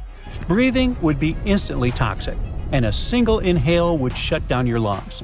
And that burning ice is so solid under pressure that even if you somehow avoided the heat and toxic air, the ground itself would be a strange, brittle, crystalline surface that could fracture or collapse underfoot. Add to that the planet's rapid orbit. Completing a full year so fast means winds and atmospheric currents are extreme. No shelter, no suit, and no parachute could protect you. In short, you would be instantly boiled, crushed, and poisoned, all while the strange, dense ice underfoot refuses to melt. Well, bye-bye. From planets with glass rain and oceans of lava, to worlds with 3 suns and giant diamonds, our universe is full of surprises. Sometimes we find celestial bodies that shouldn't even exist at all. But despite all logical reasoning, they live and thrive. In 2023, we discovered another impossible planet, TOI 5295b. Once again, our universe turns out to be much more complicated than we thought, and this isn't the only strange planet that we've discovered in recent years. So, let's take a look at a couple of these impossible planets. TOI 5205b is the first one on the list. This is an unusually large planet orbiting a small star. It's located about 280 light-years from Earth. It's quadrillions of miles, but on a cosmic scale, it's pretty close. This planet was discovered just recently, in 2023. So why is it so special? Because it doesn't follow the rules of planetary formation, like other planets in its neighborhood. TOI 5205b is a bit of a rebel because it orbits a tiny red dwarf star that's only 4 times larger than Jupiter. What's so weird about it, you ask? Well, you see, a red dwarf is basically like the runt of the litter in the world of stars. This type of star is rather cold, about 2 times colder than the Sun. They have a reddish tint, hence the name. And yep, stars work quite strangely. The closer they are to red, the colder they are, and the closer to blue, the hotter they are. Hey, I don't make the rules. Anyway, because of all this, they aren't very bright. So without a good telescope, you won't see them in the sky. But they aren't just some space losers. They're the most common stars in the universe. They also live much longer than our Sun, and thanks to this, they usually have a bunch of different planets orbiting them, including those similar to our Earth. So if one day we decide to find a new home, it may well be near some red dwarf. But here's the catch with TOI 5205b. It's a gas giant. Gas giants like, for example, Jupiter or Saturn, are the behemoths of the universe. These planets are mainly made up of gases like hydrogen and helium. They don't have a solid surface like Earth or Mars, so you can't exactly land on them without getting crushed by the immense pressure. And they're not called giants for nothing. They're absolutely massive. In fact, if you took all the other planets in our solar system and squished them together, they still wouldn't be as big as Jupiter. In other words, they're the gassy wrestlers of the planetary family. So, how is it possible that such a huge planet orbits such a small, weak star? Red dwarfs are usually considered too small to host gas giants. Moreover, it's physically impossible. Or at least, so we thought. But TOI 5205b had other plans and decided to form near a red dwarf anyway. It's like a small pea orbiting around a lemon, which doesn't sound that bad until you remember that Jupiter next to our Sun is like a pea next to a basketball. Only really big stars are able to keep such big planets nearby.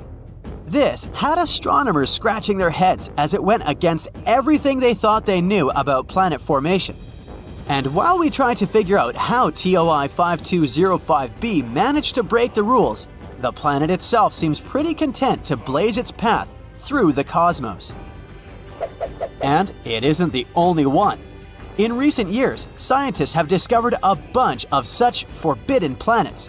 So let's check out the other ones. For example, TOI 3757b, a giant planet with the density of a marshmallow. Imagine a giant planet that's so soft and fluffy it's like a marshmallow floating in space. That's right, TOI 3757b is a gas giant that's been dubbed the Marshmallow Planet because of its incredibly low density. Of course, it's not edible and cute like real marshmallows, but it would still be fun to touch it. This planet was discovered in 2022. It's located in the constellation of Auriga the Charioteer, 591 light-years from us. Just like the previous one, it's also orbiting around a red dwarf star. And get this, TOI 3757b only takes around 3 days to complete one orbit. Imagine having a birthday every 3 days. It's also incredibly close to its star, just some 3.5 million miles away. For comparison, the distance between the Sun and the planet closest to it, Mercury, is about 36 million miles. So TOI 3757b is like right on top of its star. Let's hope this marshmallow planet doesn't get too toasted. Now let's talk about how this planet was discovered. It was spotted by the Transiting Exoplanet Survey Satellite, or TESS, a space detective on the hunt for new planets. The transit detection method is when scientists use the star's light to find their planets. When the planet passes through the star, it blocks a tiny portion of the star's light, making it look a little dimmer for a while. Scientists can detect this dip in brightness using special instruments. If the dip happens regularly, they can tell that there's a planet orbiting the star. The size of the dip in brightness tells scientists how big the planet is and how close it is to the star. If the dip is really small, that means the planet is probably pretty small too. And if the dip happens more frequently, that means the planet is probably closer to the star. And this is how we discovered our Marshmallow Planet and many other ones. Overall, TOI 3757b is a fascinating planet that's captured our imaginations with its unique properties. Now, let's move on to the next mysterious celestial body. TYC 8998-760-1b, on the border of a planet and a star. Whew, that was a mouthful. Let me introduce you to a planet whose name I won't repeat. Well, this baby is also a gas giant. But not just any gas giant. In fact, it's so big, it could make Jupiter feel like a tiny pebble in comparison. I mean, it's 14 times the mass of Jupiter and 3 times as big around. Isn't that impressive? It orbits a very young, sun-like star 300 light-years away. This star is only 17 million years old, and yes, it's considered a baby among the stars. For comparison, our own sun is about 4.5 billion years old. But the star itself isn't that interesting. The planet, on the other hand, is a bit of a weirdo. You see, planets just can't be that big. With its enormous mass, it should be a star. It's kind of like the Caspian Sea, which is considered the largest lake in the world. Just as the Caspian Sea isn't really a sea or a lake, this planet is the middle child of the universe. Not quite a star, but not exactly a planet either. Some scientists think that it might be a failed star, which is like saying a cake that didn't rise properly. And let's talk about its temperature. You know how you feel like a baked potato when it's 90 degrees Fahrenheit outside? Well, this planet laughs at us. Its estimated surface temperature is a whopping 2,600 degrees Fahrenheit. That's hotter than a jalapeno popper straight out of the fryer. This time, the planet was discovered by the imaging detection method. You see, capturing pictures of exoplanets is no easy feat. The star is always way brighter and ruins the pic. It's like trying to take a selfie with your crush while your annoying little sibling is jumping up and down in front of you. But scientists have a solution. They use some specialized optics and clever observation methods, like coronagraphy. They basically block out the light of a star so that we can see the planet more clearly. Magic, right? And that's how they discovered this not-a-star planet too. And now it's giving scientists a lot to think about. It makes us question what we know about the formation of planets. Let's hope we'll find out more about it in the future. It's amazing to think about the weird and wacky things that exist in our universe, and these planets definitely fit the bill. Who knows what else is out there waiting to be discovered? Maybe someday we'll find a planet that's even more impossible than the ones we just discussed. Until then, keep your eyes on the skies and your mind open to the infinite possibilities of our universe.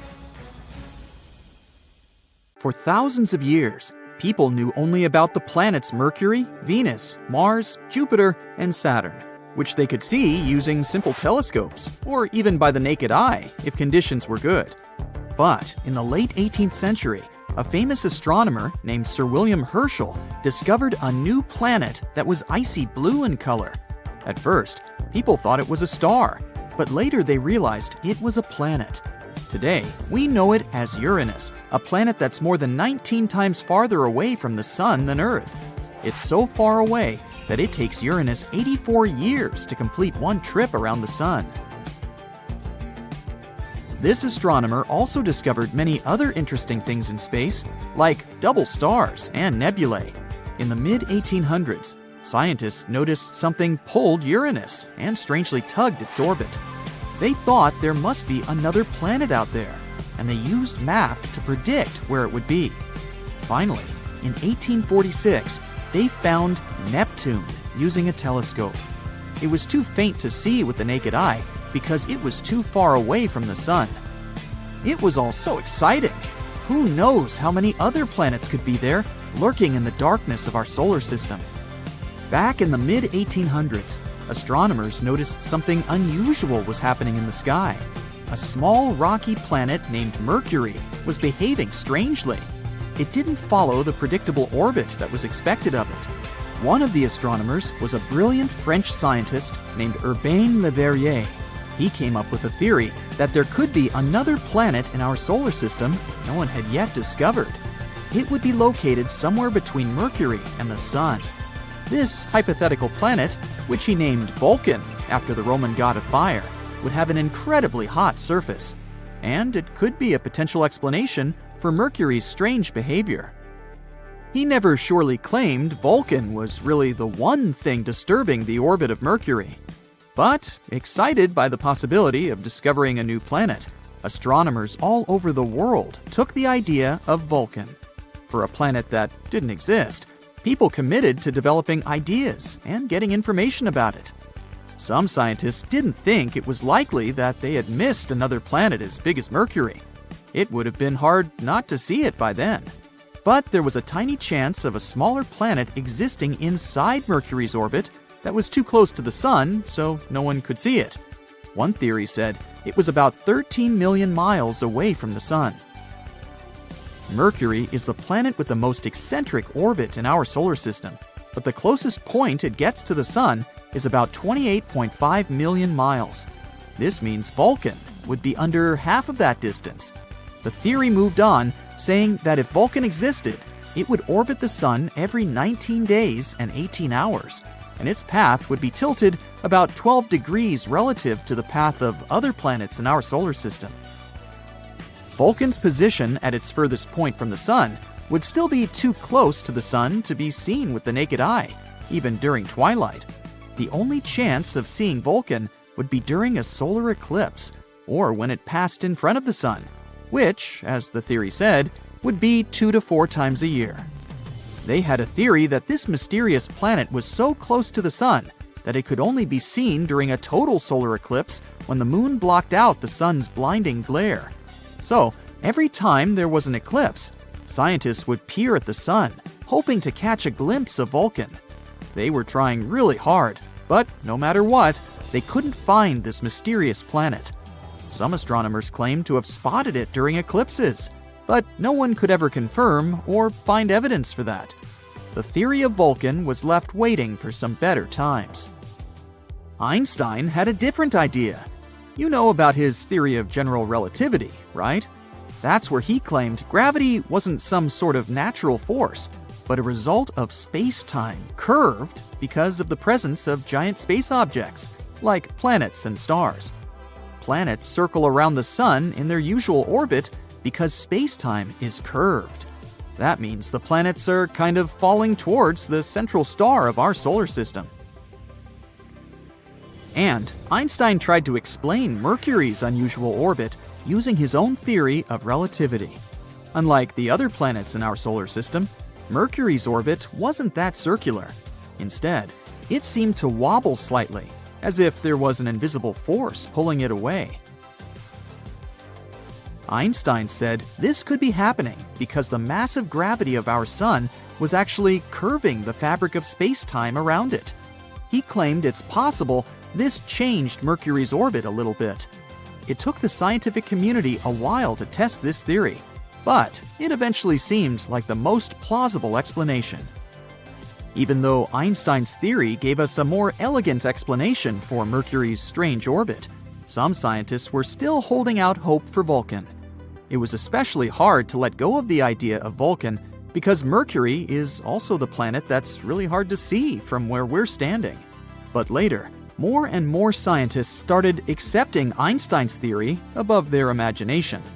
And they would observe a total solar eclipse specifically to test Einstein's theory of relativity, not because of Vulcan. And Vulcan is not the only hypothetical planet everyone was talking about. In the newer age, some believe there could be a mysterious planet lurking in the outer part of our solar system. But this one is more likely to exist. No one has seen it directly yet, but computer simulations show this so-called Planet 9, or Planet X, is probably somewhere there beyond Neptune. Neptune and Planet X could be similar in size. Planet X could be 10 times more massive than Earth and circles around our Sun in an elongated shape, which is on average 20 times farther from the Sun than Neptune. A year there may last between 10,000 to 20,000 Earth years. By comparison, a year on Neptune lasts 165 Earth years. Something this big moving out there beyond Neptune could explain the unusual orbits of smaller objects in the Kuiper Belt. The Kuiper Belt is the area of our solar system beyond Neptune and where it orbits. And there are most likely many asteroids, comets, and some other smaller bodies there, mostly made of ice. There was another hypothetical planet called Nibiru. Remember those rumors that the world could end back in 2012? One of the popular scenarios was Nibiru, which some claimed would hit our home planet at the end of the year. Of course, nothing happened. We're still here, all set and good, but the idea of Nibiru seemed interesting. Stories started in the 1970s when a man named Zecharia Sitchin mentioned Nibiru in his book, The 12th Planet, claiming it orbits the Sun every 3,600 years. But there's no chance a planet with such an eccentric orbit wouldn't disrupt other planets in our solar system with its gravity. And if it was really coming that close to Earth in 2012, we were supposed to be able to see it with the naked eye. Some simple calculations showed Nibiru would have been nearly as bright as Mars at its dimmest and brighter than the faintest stars you see from a city. Oh well, maybe we'll have more luck in the next 3,500 and something years. In 2011, a comet named Elenin appeared that many people thought could be Nibiru. But when you're looking at comets and planets through a telescope, you see they appear differently. A comet has a coma, which is a gas atmosphere, together with a tail, something a planet doesn't have. Plus, this comet didn't slam into the Earth. It came too close to our Sun and fell apart. The leftover pieces will continue moving on their way to the outer solar system for the next 12,000 years. Attention, Earthlings! Yes, that would include you. Scientists have discovered a new member of the solar system. We officially have a new dwarf planet orbiting well beyond Neptune. But that's not all. Despite being small and unremarkable, this object, called 2017 OF201, I know it's a goofy name, might hold the key information about the speculated existence of Planet 9. Or, better said, it spoils the fun because instead of helping us find Planet 9, it could be the first tangible evidence that the theoretical ninth major planet was just that, a theory. But first, what exactly are dwarf planets? And why is this discovery so important? Well, in the early 21st century, researchers gained better telescopes and began discovering smaller, weirder celestial objects. It started with Eris in 2003, but the discovery of additional similar bodies led to Pluto losing its status as a, quote, true planet. To proudly carry the name of a planet, a space rock must check off 3 boxes. It must orbit the Sun, not another planet, like a moon would. It must be massive enough for its gravity to make it round. And it needs to be gravitationally dominant in its orbit. In other words, an object should be able to clear out most other objects in its path by absorbing them, slinging them away, or influencing them in some other way, like paying them off. Hey, just kidding. Imagine a giant, powerful truck driving in its own lane, pushing smaller cars aside. Hey, sounds like my commute. Although Pluto is orbiting the Sun and has the needed elliptical appearance, it's in the Kuiper Belt, a region full of icy objects. Because it can't clear its orbit, researchers realized that Pluto was not that different from many other similar bodies known as trans-Neptunian objects or TNOs. There are well over 5,000 known TNOs out there, with only 1,000 being officially numbered, meaning they've been studied enough to have their orbits confirmed. Now here's where it gets interesting. A while ago, scientists noted a pattern. Many of these minor planets shared similar paths and tilts. This inspired a theory that those objects were influenced by some still undiscovered Planet 9, also known as Planet X. The proposed super-Earth would have a mass 5 to 10 times greater than Earth's.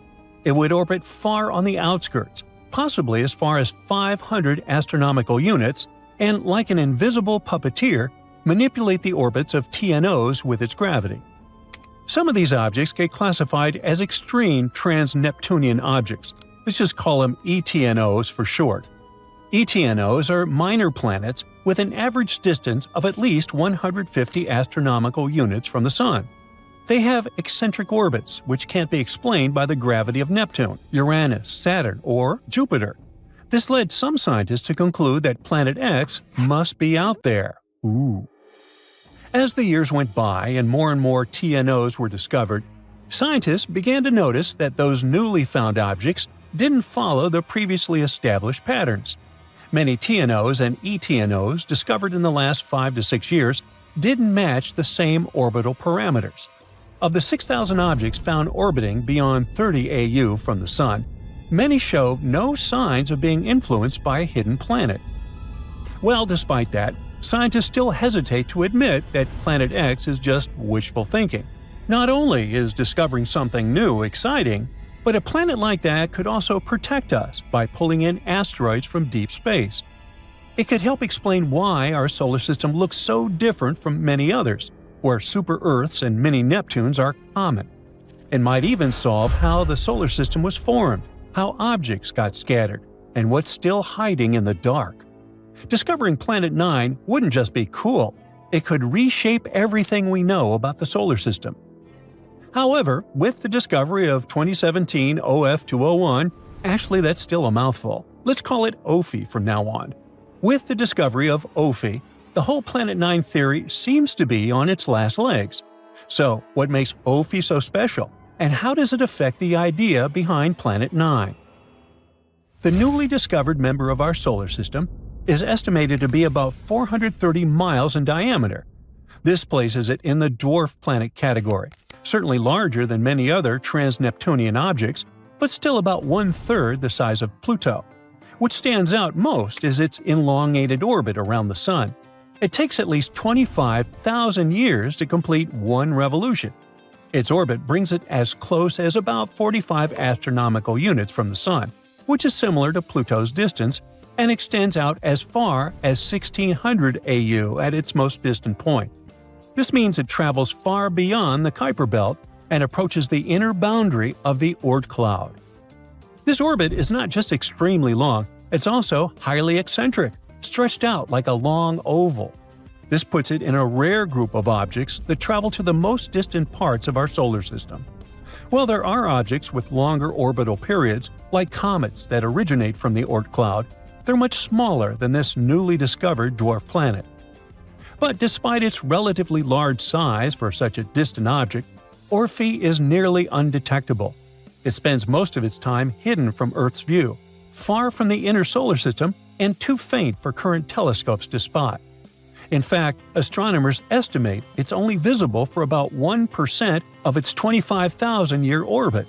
In fact, this new dwarf planet came closest to the Sun in 1930, the same year Pluto was discovered, yet it slipped away unnoticed.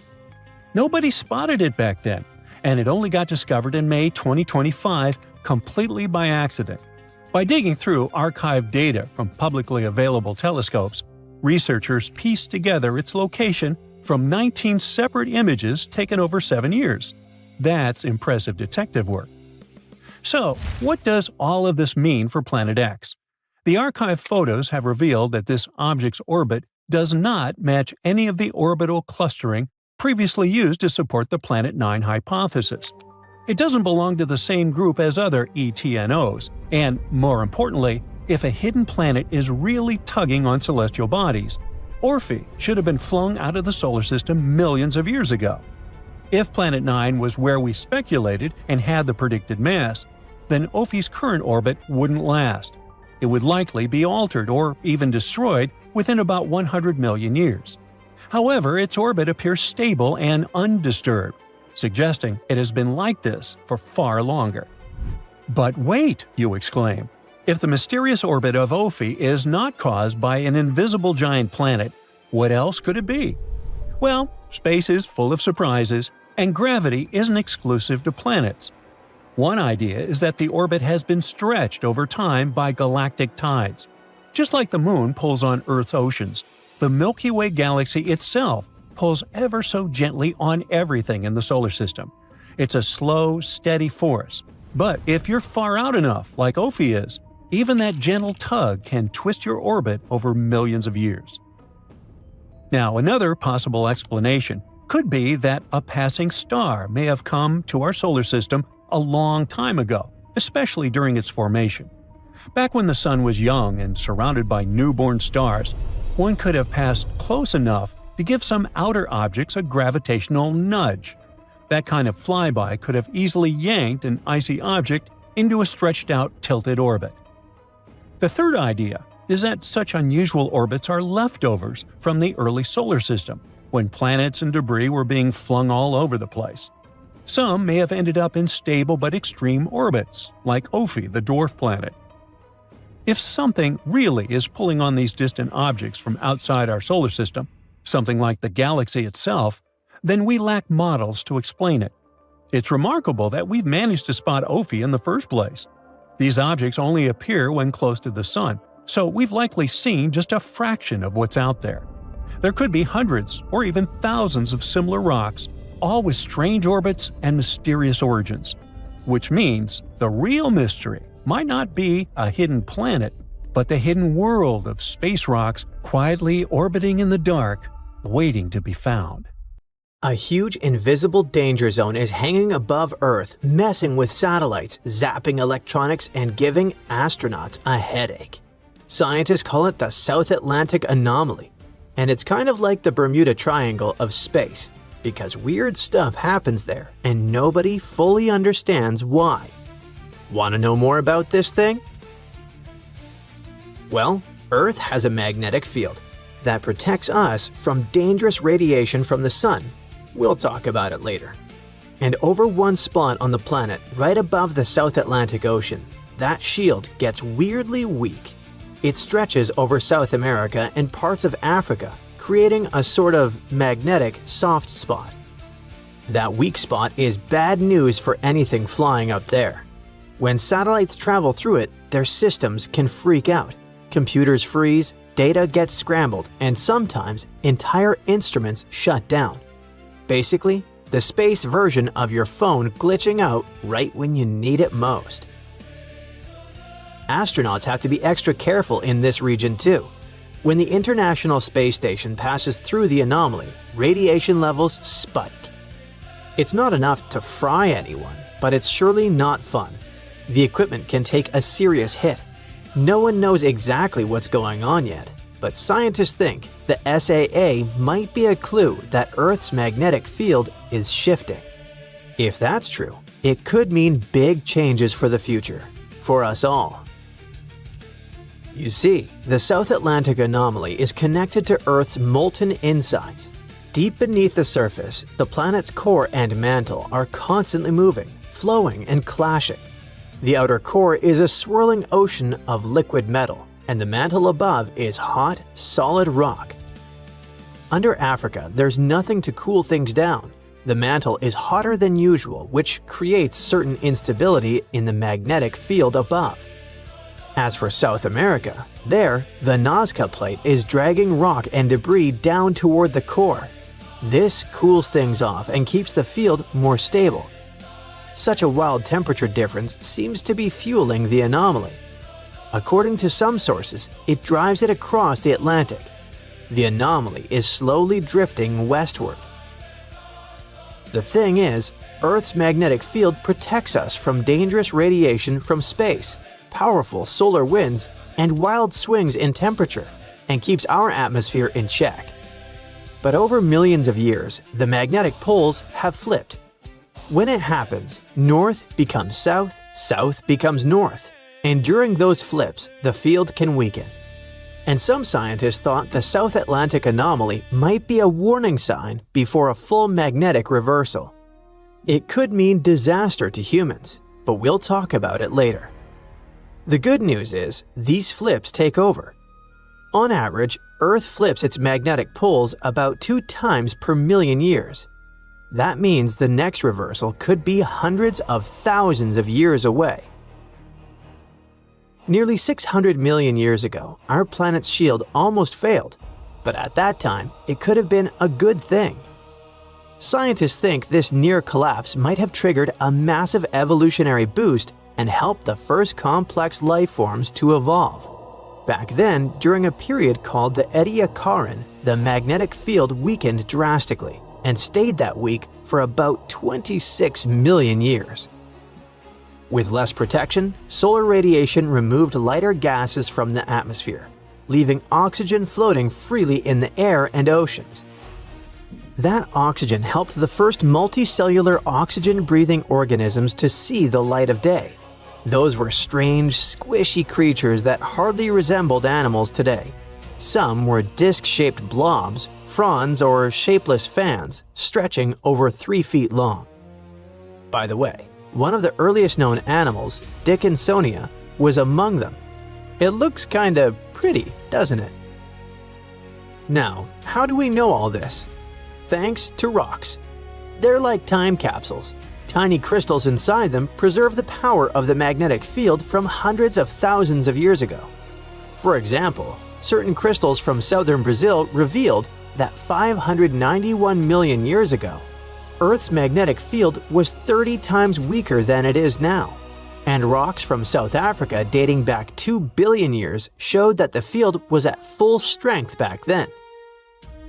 Now, let's explore a bit. Deep beneath our feet, there's Earth's inner core. We're used to thinking about it as a perfect solid ball, but new research suggests it might be changing shape. Over the past 20 years, parts of the inner core may have bulged or dipped by more than 300 feet.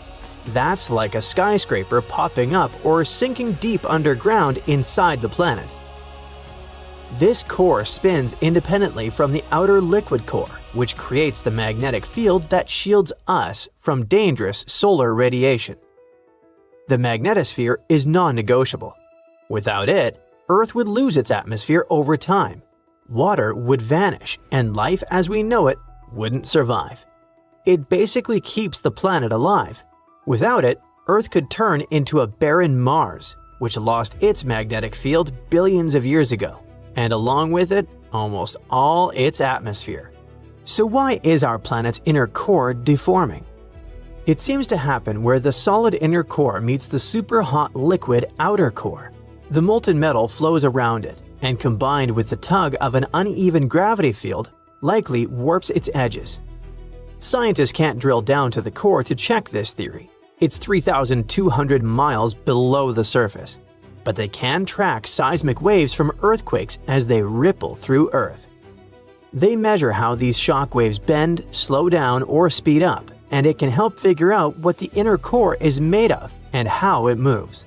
That's probably how they know that the solid inner core is slowly growing, freezing layer by layer of the liquid outer core. But don't worry, it'll take billions of years to fully solidify. By that point, life on Earth would probably already be gone anyway. The sun's gonna swallow our planet long before the inner core stops moving. But let's get back to the topic that, I bet, worries you most. What if Earth's magnetic field just vanished one day? Well, the planet would be hit by a storm of charged particles from the sun. Satellites would start glitching and power grids would go down.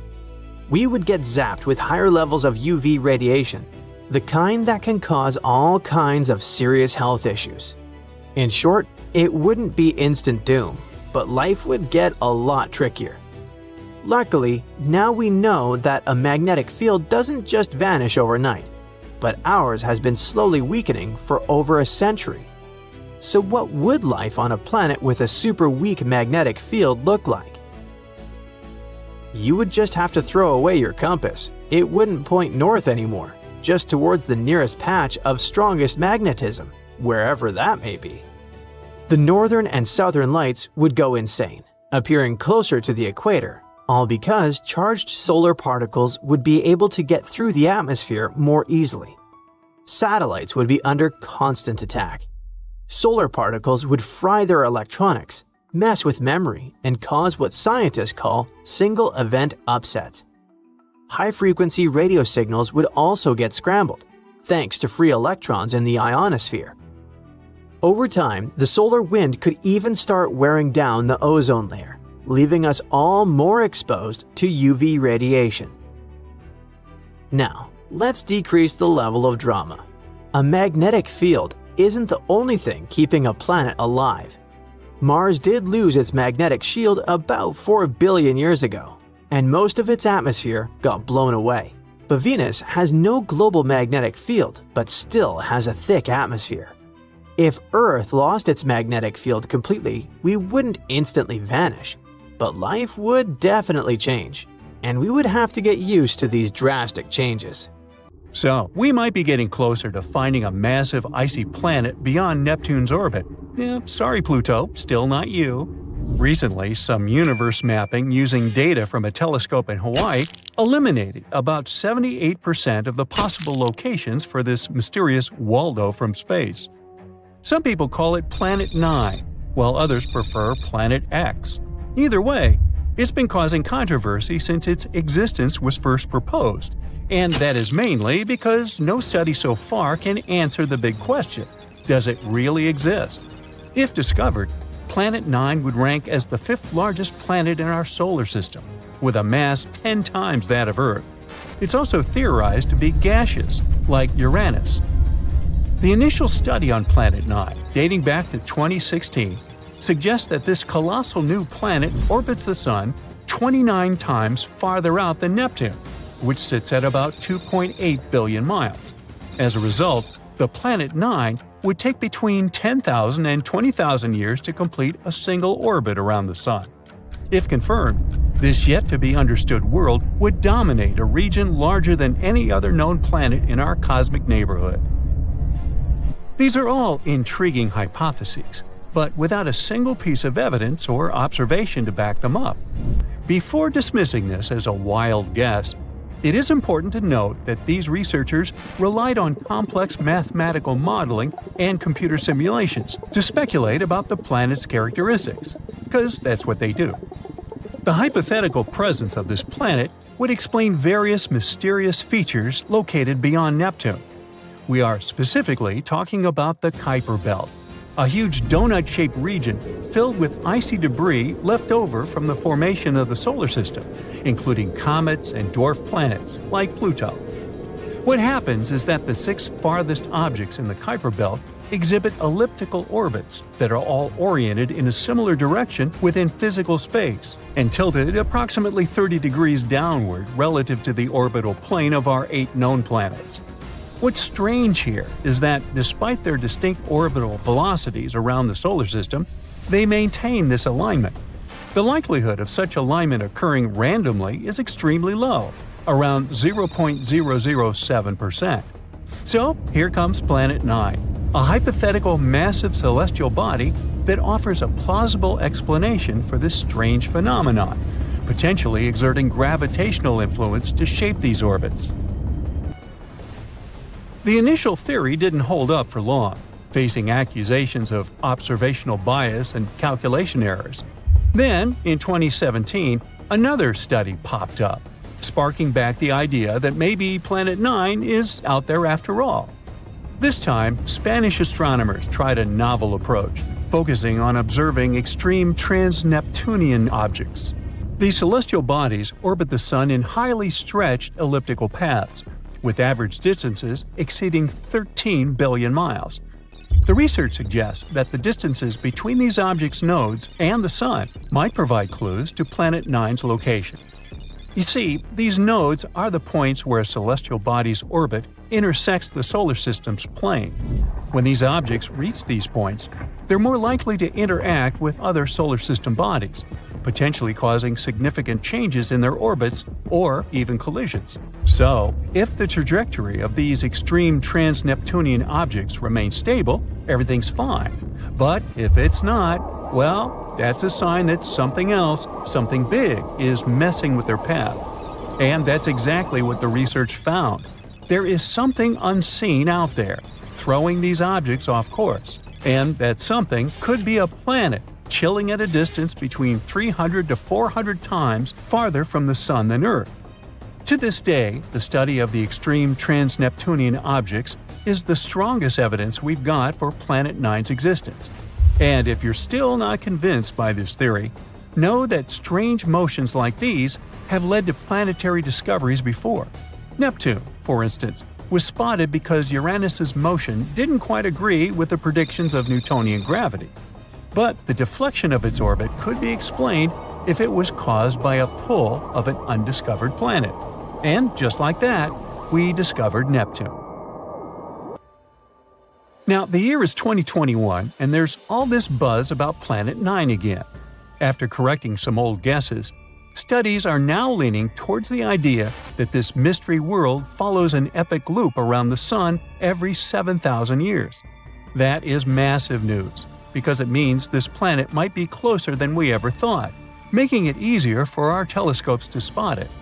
The paper also suggests there is a whopping 99% chance that the funky orbits of these distant objects are all because of this unseen planet, not just some cosmic coincidence. Now, the odds of this whole situation being a fluke are down to a 1 in 250 chance, which is much better than the 1 in 10,000 chance back in 2016.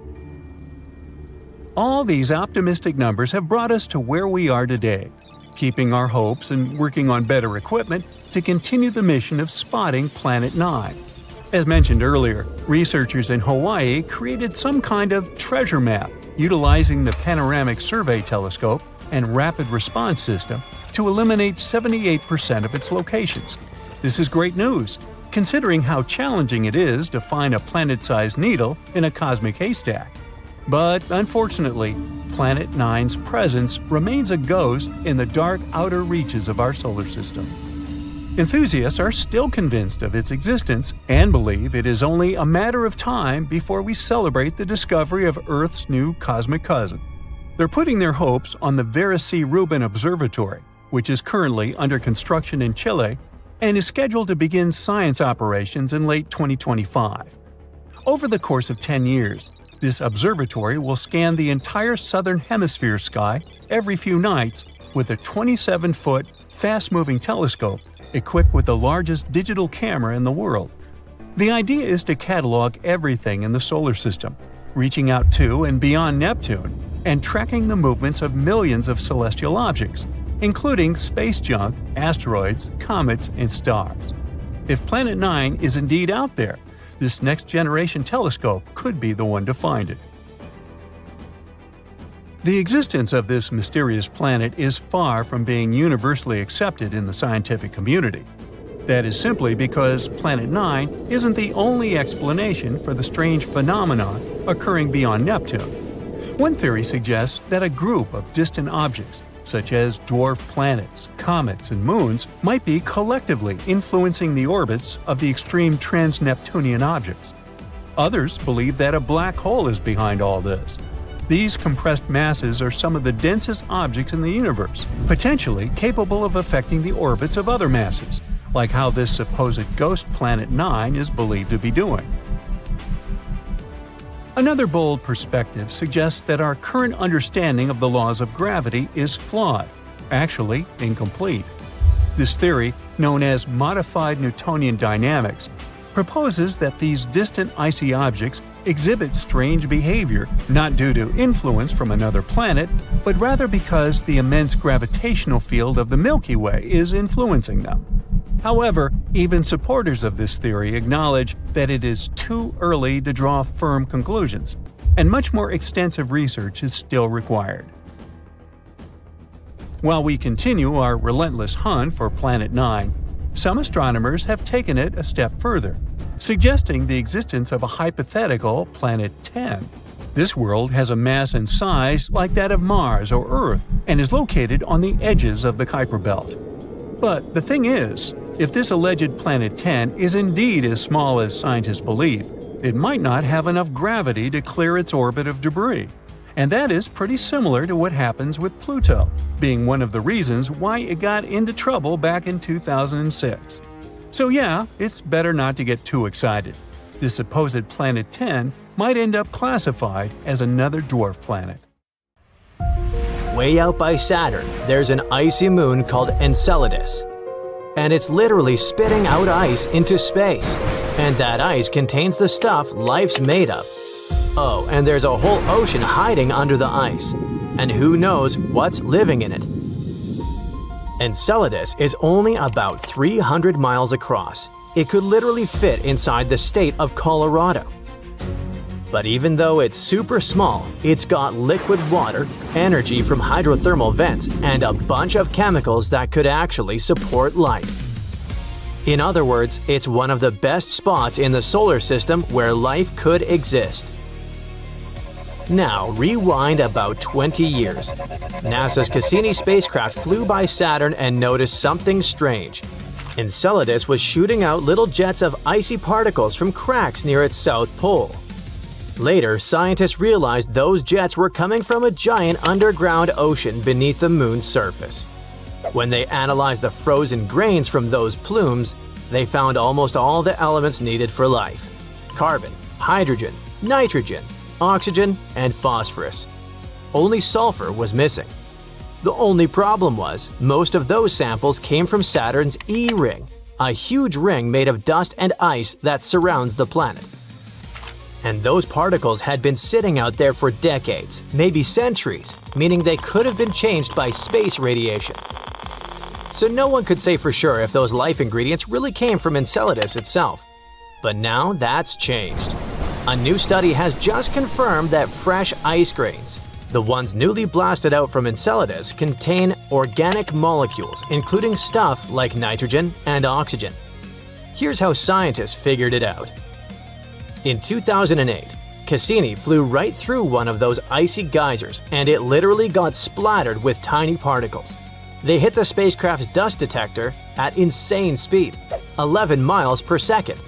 That's fast enough to separate all the molecules, so the team could see what they were really made of.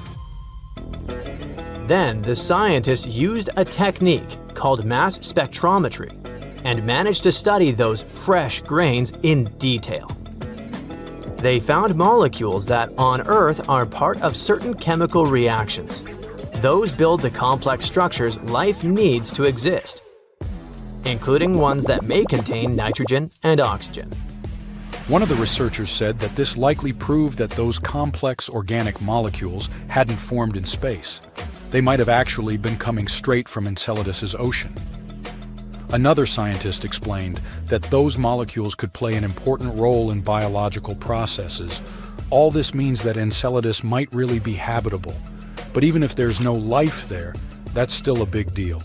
Because then we have the right to ask, wait, why isn't there life when all the right conditions are in place? The story doesn't end there.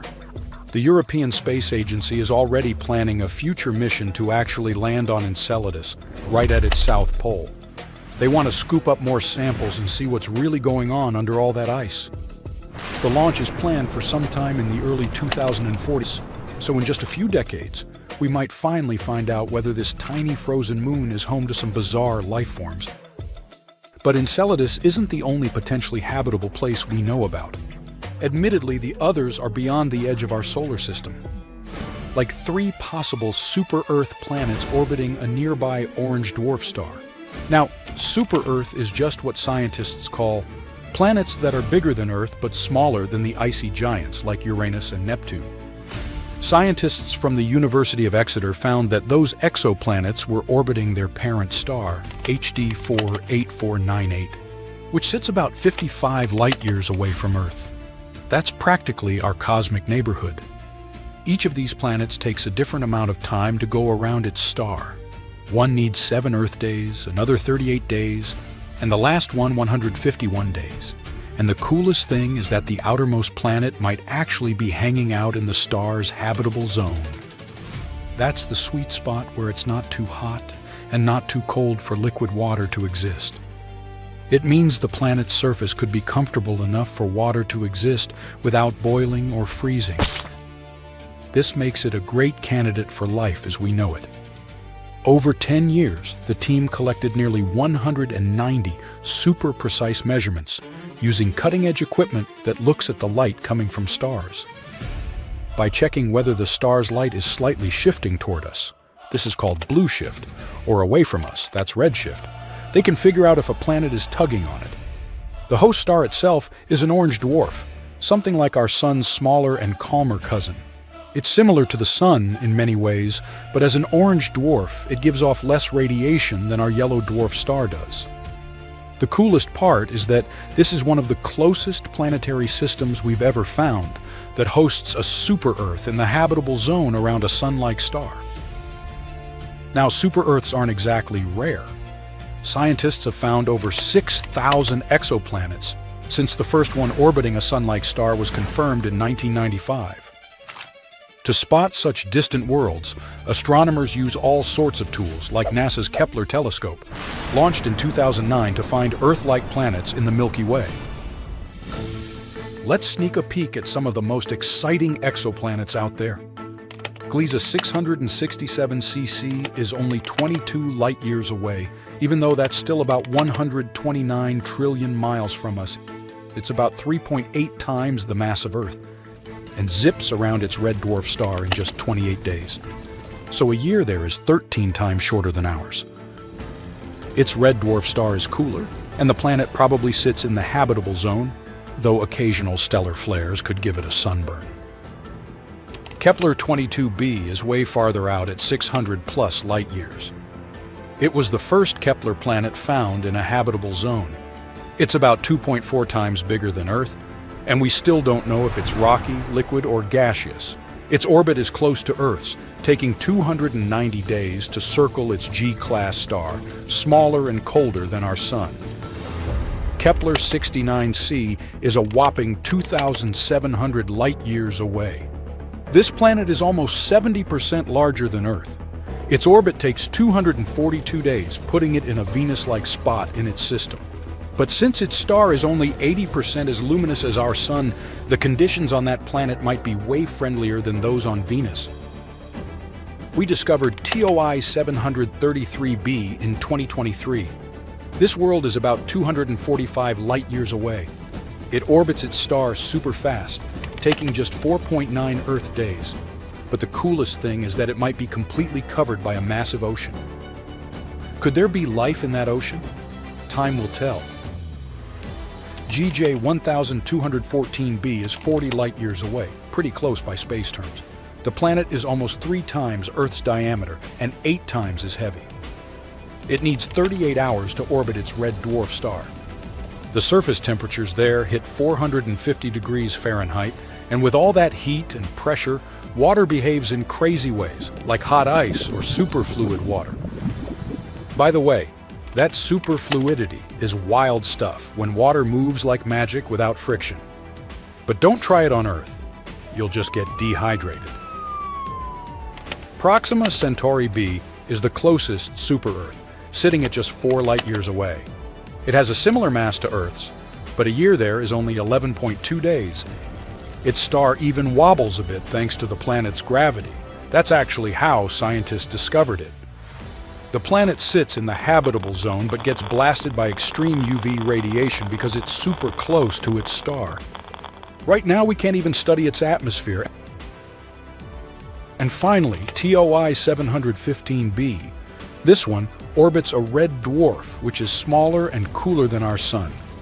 These tiny stars are pretty great for finding habitable worlds because planets can orbit close without frying. TOI 715b may have once had a super thick atmosphere like Neptune's, but it might now be losing it. Scientists need more research to see if it's now a watery, rocky world. In any case, some of these planets might have oceans, some might be way too hot, and some could even be our distant cosmic cousins. Either way, each discovery helps us understand the universe a little better. And who knows, maybe someday we'll even set foot on one of those super-Earths. We've been focusing on trying to find life on Mars so much, while there is this gem waiting to be explored. This planet is the 6th farthest from the Sun and the 2nd largest in the solar system. You'll find it right behind Jupiter. I'm talking about Saturn, or as they sometimes call it, the jewel of the solar system. It's so different from our planet. First of all, you wouldn't be able to stand there. While Earth consists of rock and other tough stuff, this planet is like a giant ball, mostly made of gases. If you found a swimming pool huge enough to fit Saturn, you could see the planet floating in the water. No wonder, Saturn is the least dense planet in the solar system. It also contains a lot of helium. You know, the gas you put in balloons to make them hover in the air. Saturn is a very windy planet. Winds there are more than 4 times stronger than the ones we have on Earth. A day over there lasts 10 hours and 14 minutes because Saturn spins on its axis pretty fast. But the planet takes its time while going around the Sun. A year there equals 29 Earth years. Saturn's radius is more than 36,000 miles. It means the gas giant is 9 times wider than our planet. If Earth was the size of a nickel, Saturn would be as big as a volleyball. Even though some of our planets in our solar system also have rings, Saturn's are the most spectacular ones. You can even see its rings from Earth. And no, you don't have to be a scientist with insanely expensive equipment. All you need is a small telescope. Saturn's rings are not firm. They are made of pieces of dust, rock, and ice. Some of them are as small as grains of sand, and some as big as a house or even a mountain. These are actually bits of asteroids, comets, and shattered moons that fell apart before reaching Saturn. They could be torn into pieces by the planet's powerful gravitational pull. Saturn has over 50 moons, and recently, scientists have discovered some unusual hydrothermal activity on one of them. Enceladus is Saturn's 6th biggest moon. It has 4 tiger stripes close to one of its poles. Researchers have found that there is an ocean underneath these stripes. Water and ice erupt from that area, so now we can't but wonder, maybe there's life out there. In the oceans on Earth, some forms of life gather around similar hydrothermal vents. They feed on the chemicals there, same as plants on the surface do with sunlight. And not only that, some of the oldest microbial life on our planet feed on the same energy as the one produced beneath the ocean's surface on Enceladus. It could potentially mean there's life developing there right now. Of course, it takes millions and millions of years for even the simplest organisms to appear. But hopefully, scientists will need less time to find more complex forms of life.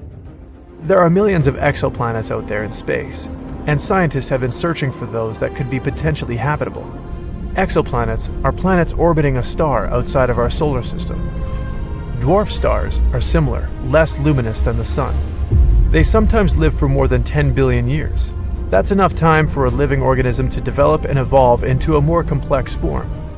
Life might appear on the planets orbiting such dwarf stars, or, like with Saturn, on one of their moons. And here it is, Gliese 876b, that orbits the red dwarf star Gliese 876. This planet is mostly a mystery, but scientists assume this is a gas giant that has no solid surface. They believe its atmosphere doesn't have clouds, but there might be water in its liquid form on the planet's surface. T Gardens b orbits a red dwarf that's around 12 light-years away from our solar system. The planet's mass is just a bit higher than that of Earth. Scientists think it may have a rocky surface. The planet needs around 5 days to complete its orbit. It means that 1 year on T Gardens b is actually shorter than 1 week on Earth. Somewhere far, far away, there's another potentially habitable planet named Kepler 1638b. Okay, to be more precise, it's 3,000 light-years away from Earth in the constellation Cygnus.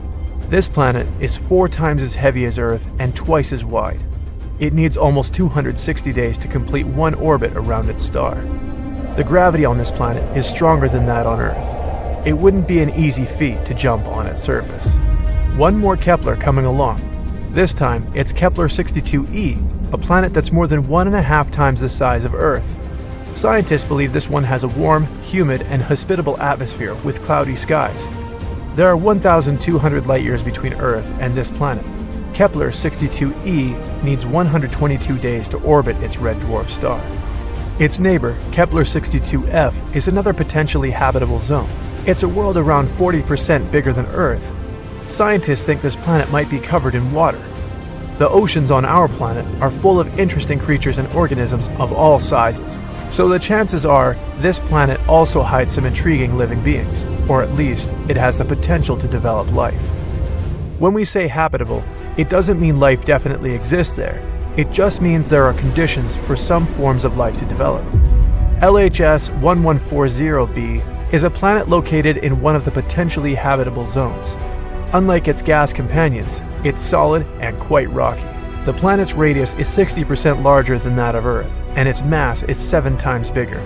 It's one of the densest planets found out there. Since the planet has a big mass, an atmosphere there must be rather thick. Plus, gravity on its surface is much stronger than here on Earth. That's why you would likely have problems just standing on that planet. Hello and greetings from TRAPPIST-1, an ultra-cool dwarf in the constellation Aquarius. It's around 39 light-years away from us. 7 Earth-sized rocky planets are orbiting in the star's habitable zone. All of them can potentially have some water on their surfaces. The temperature on these planets is more or less similar to that on Earth. On the Moon, gravity is only 16% of what we have on our home planet. That's why the astronauts could hardly control their movements when they visited our natural satellite. But when it comes to the gravity on TRAPPIST-1 planets, you would probably feel good and comfortable there. And Kepler once again. This time it's Kepler 452b. It's a rocky planet 60% larger than Earth.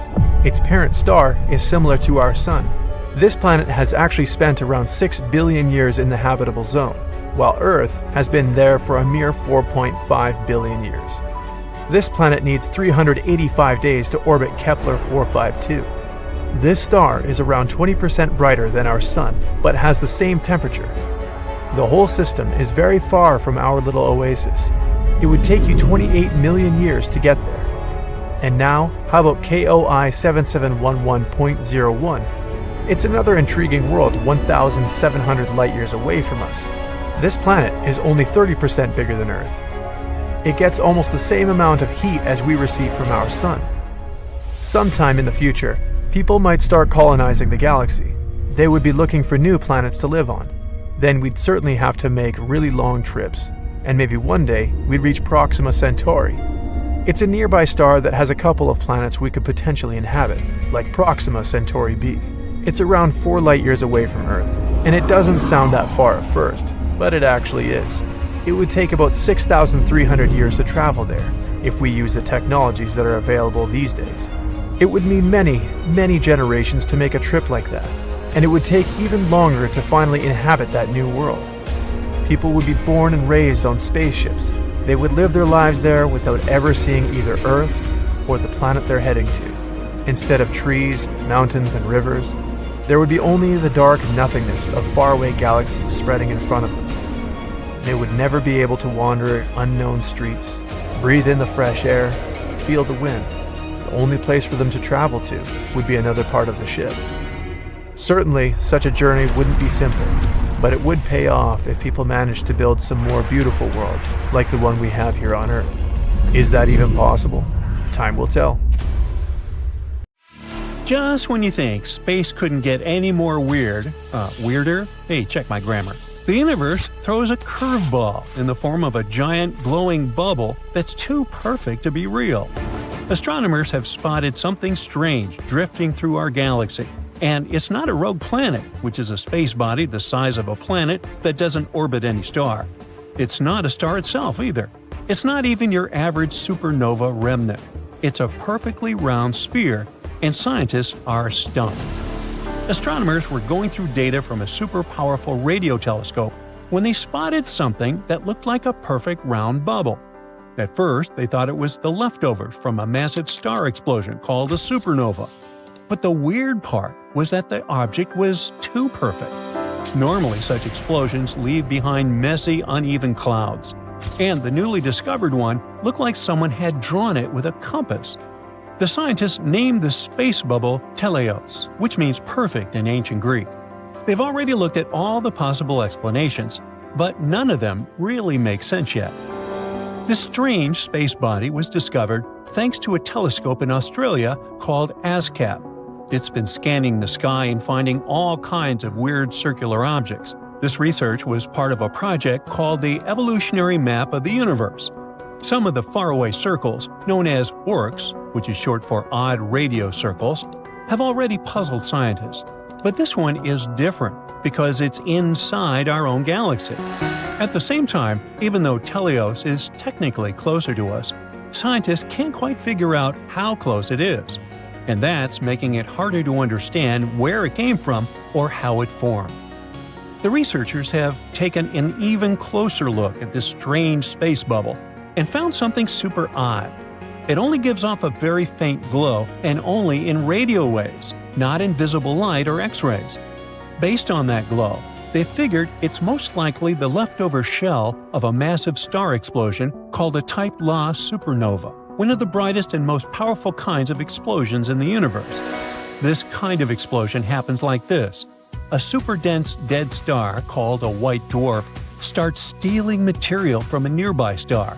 It keeps sucking in stuff until it just can't handle the weight anymore, then it blows up in a huge burst of energy. Now that part makes sense. But figuring out how far away is this thing? Strangely, it's not so easy. Scientists have run the numbers and ended up with two possible distances for Teleos. Either it's around 7,175 light-years away, or it's much farther, about 25,114 light-years away, give or take. Depending on which distance is right, the size of the bubble could be vastly different. If it's closer, then it's about 46 light-years wide. That would make it a pretty young supernova remnant, maybe less than 1,000 years old. But if it's farther away, then it's a giant 157 light-years across, which could be more than 10,000 years old. So, which one is it? That's where things get tricky. Scientists have models that tell us how these supernova leftovers should behave. And one of the most important things they expect to see is X-rays. But you might remember that Teleos doesn't show any, not a single X-ray in sight. That's the big mystery. How can something that should be glowing with X-rays be totally silent? It just doesn't add up and leaves the scientists very puzzled. Another idea the scientists are considering is that Teleos might not be a regular supernova remnant at all. Instead, it might be the leftovers from a rarer kind of explosion called a Type Lax supernova. And this one? It's extra weird. In a normal Type La supernova, the white dwarf star blows itself to bits. But in a Type Lax supernova, it doesn't get totally destroyed. It kind of survives, turning into a zombie star. Ooh. It's damaged, but it's still around. This would actually explain a lot about how Teleos looks and glows. But in this case, it would have to be much closer to us, only about 3,262 light-years away. That would also make it a lot smaller, about 11 light-years wide. The coolest thing here is that there's actually a star at that distance that could be the zombie star that caused all this. But, and it's a big but, like I have, when scientists use other ways to try and measure how far away Teleos is, none of them agree that it could be this close. So, sadly, this theory hits a bit of a wall. Then there's another strange thing. Teleos' nearly perfect spherical shape. That's not normal. Usually supernova explosions are kind of messy and uneven. The blast might push into clouds of space dust or gas, or parts of the explosion might move faster than others. Eventually, the shell that forms gets all lumpy or starts to break apart. But in this case, the object is almost perfectly round, like a balloon, and that's super rare. The only way something could stay this neat and round is if it exploded in a very empty part of space and expanded smoothly in all directions. That's actually not impossible, just really, really rare. Now, considering its unique, probably unnatural shape, could Teleos be an artificial object? Could it be a Dyson sphere? That's a hypothetical megastructure that could completely surround a star and harvest all of its energy. At first, this idea was supposed to explain how we might detect intelligent extraterrestrial life by spotting the energy they use rather than waiting for them to send us a message. You see, here on Earth, we only receive a tiny bit of the sun's energy. Meanwhile, a whopping 386 billion megawatts are shooting out into space in all directions. Not to waste such a giant amount of energy, a civilization could build a Dyson sphere, or more realistically, a Dyson swarm, loads of solar panels orbiting the star. It would help them capture every bit of that power to run their planet, technology, AI systems, and maybe even space travel across galaxies. To understand just how advanced a Dyson sphere-building species would have to be, scientists use the Kardashev scale. It ranks civilizations by how much energy they can use. Type 1 can use all the energy available on their home planet. Spoiler, we're not even there yet. Type 2 can harness all the energy from their star. That's the Dyson sphere level. Type 3 can use energy from an entire galaxy. Think Dyson spheres around every star and even extracting energy from black holes. Right now, Earth's civilization ranks about type 0.7449, give or take.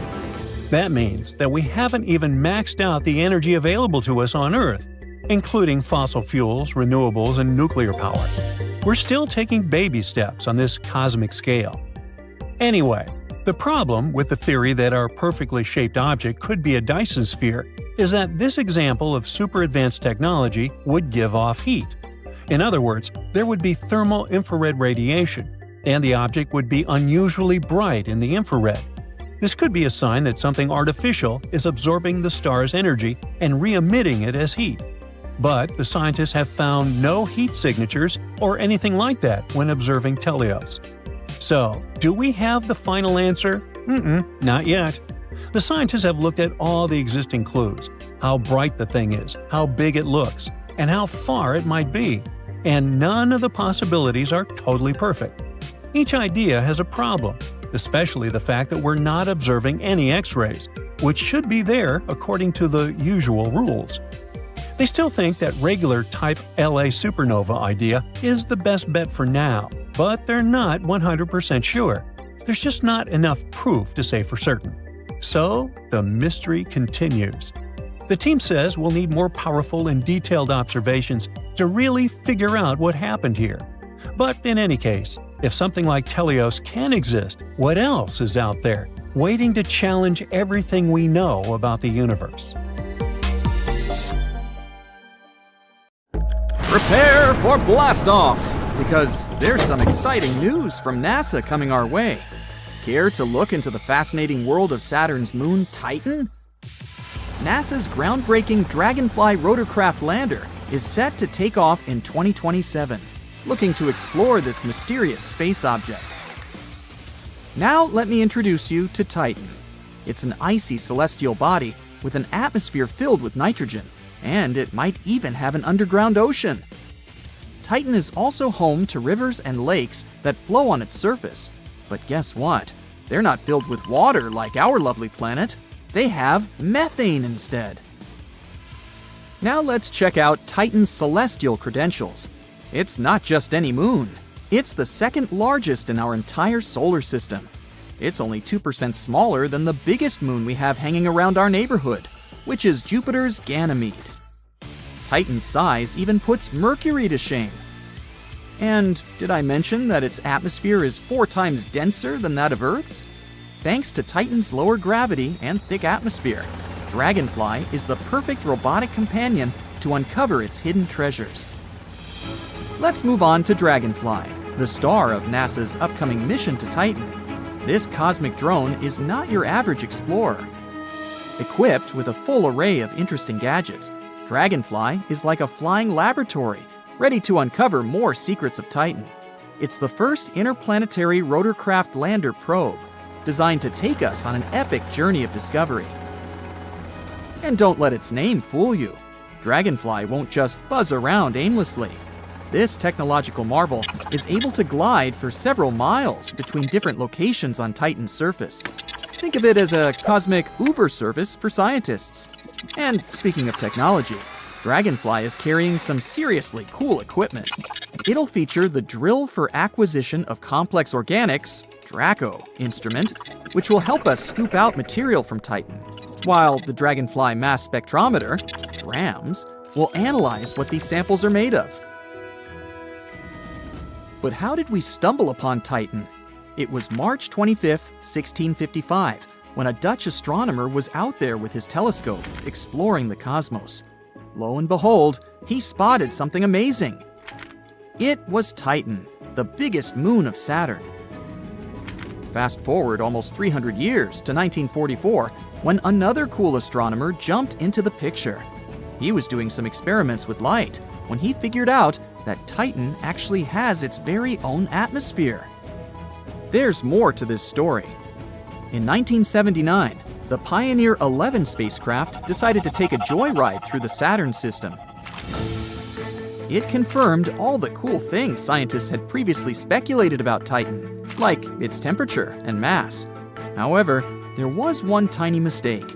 Those sneaky scientists thought Titan might be the biggest moon in the entire solar system. Oops, wrong guess. Nevertheless, Titan had this mysterious, dense atmosphere that kept everyone on their toes. Now let's zoom in on the 1980s, when the Voyager 1 and 2 spacecraft make their grand entrance. These cosmic explorers flew past Saturn, and they wanted to get a good look at Titan's surface. That's when Titan decided to play a game of hide-and-seek with them. Its hazy atmosphere made it impossible to see what was going on down there. So all the Voyagers managed to capture were images of a lonely orange world. However, they did spot a fancy blue haze hanging out in the upper atmosphere. Things started to get really exciting in the 1990s. The Hubble Space Telescope joined the party and decided to take some cool snapshots of Titan using special infrared light. This clever device managed to pierce through the haze, and voila! The Hubble images revealed differently colored areas on Titan, almost like a giant cosmic chessboard. We now know that there's even a bright spot as wide as Australia down there. However, despite these fantastic pictures, the mystery of what lay beneath Titan's haze was still unsolved. It was 2004 when the stage was set for Cassini and its European sidekick, the Huygens probe. They were like the ultimate dynamic duo, ready to take on Saturn. Cassini started orbiting the ringed planet and immediately focused its attention on Titan. The big moment finally arrived. On January 14, 2005, the Huygens probe pierced through Titan's atmosphere. During its descent, Huygens collected all sorts of amazing data, snapping images and analyzing the atmosphere. The probe then transmitted this valuable information back to Cassini, which, like a cosmic courier, sent it to us eagerly waiting Earthlings. Over the next 13 years, Cassini flew close to Titan over 100 times, using all sorts of fancy instruments to get a good look at the moon's surface and atmosphere. Scientists could finally confirm that Titan had clouds, lakes, and rivers, and there was also some rain pouring down its surface.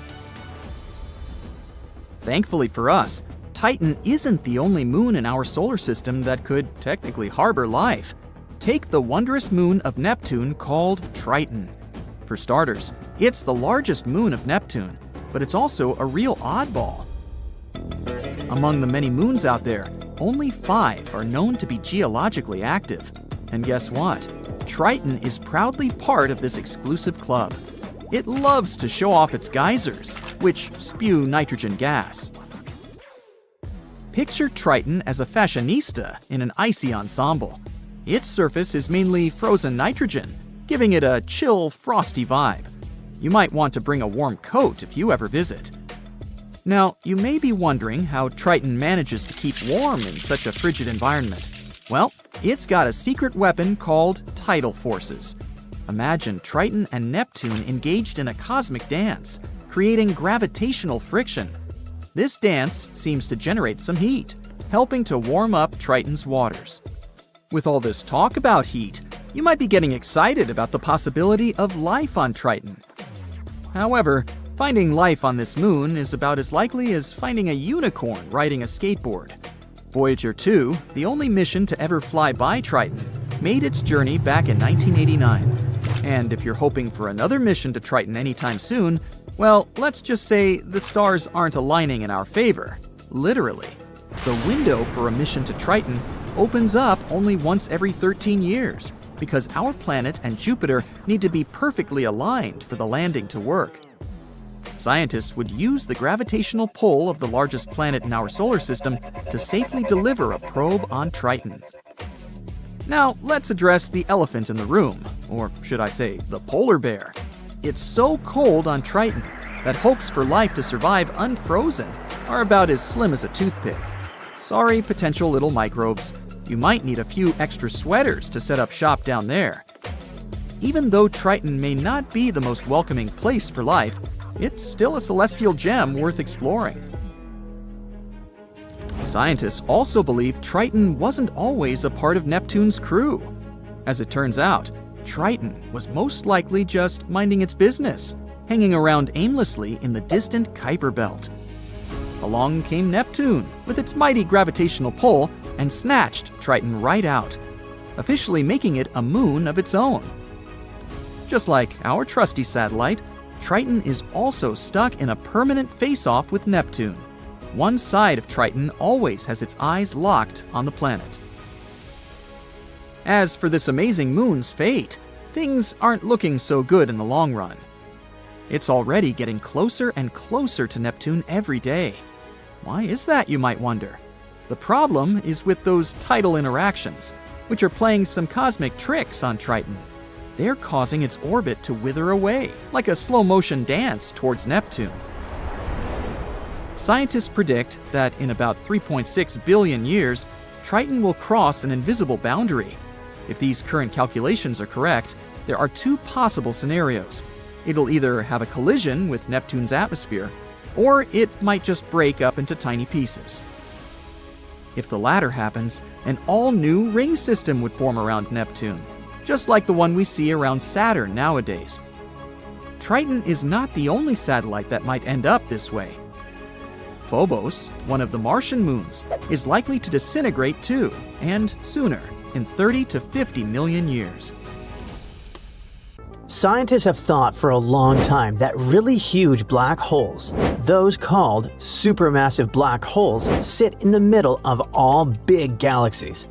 But for some reason, try as they might, they couldn't find one in a galaxy called the Southern Pinwheel Galaxy, aka Messier 83, or M83, a spiral-shaped galaxy about 15 million light-years away from us. Still, researchers were sure it would be there. That was super confusing. And now, the super-powerful James Webb Space Telescope might have found a clue that there really is a supermassive black hole hiding in the middle of M83. Supermassive black holes eat up huge amounts of gas and dust, which makes them glow super bright. M83 didn't seem to shine, but could this glow be hidden by thick clouds of dust? Indeed, James Webb's amazing cameras have spotted clumps of special ionized gas that show up when a black hole is doing its thing, gobbling matter. So basically, the black hole could be playing hide-and-seek with us, and JWST might have just helped us figure out this long-standing mystery. So what exactly did scientists see? It was a glowing light coming from neon gas that needs a huge amount of energy, much more than what normal stars can make. This glow is a strong clue of a hidden active galactic nucleus. Even powerful star explosions, called supernovas, don't give off enough energy to make this kind of light. So, a supermassive black hole seems like the most likely reason. On the other hand, it's not the only possible reason. The glow might also come from shockwaves moving through the gas between stars, called the interstellar medium. To figure it out, scientists are going to take an even closer look using other powerful space tools like the Hubble Space Telescope, ALMA, and the Very Large Telescope. At the same time, this discovery shows how amazing the James Webb Space Telescope is. Apparently, it can find things in space that were safely hidden from our eyes before. Another example is an impossible black hole it helped to detect. On second thought, this discovery might not be as astonishing as it seemed at first.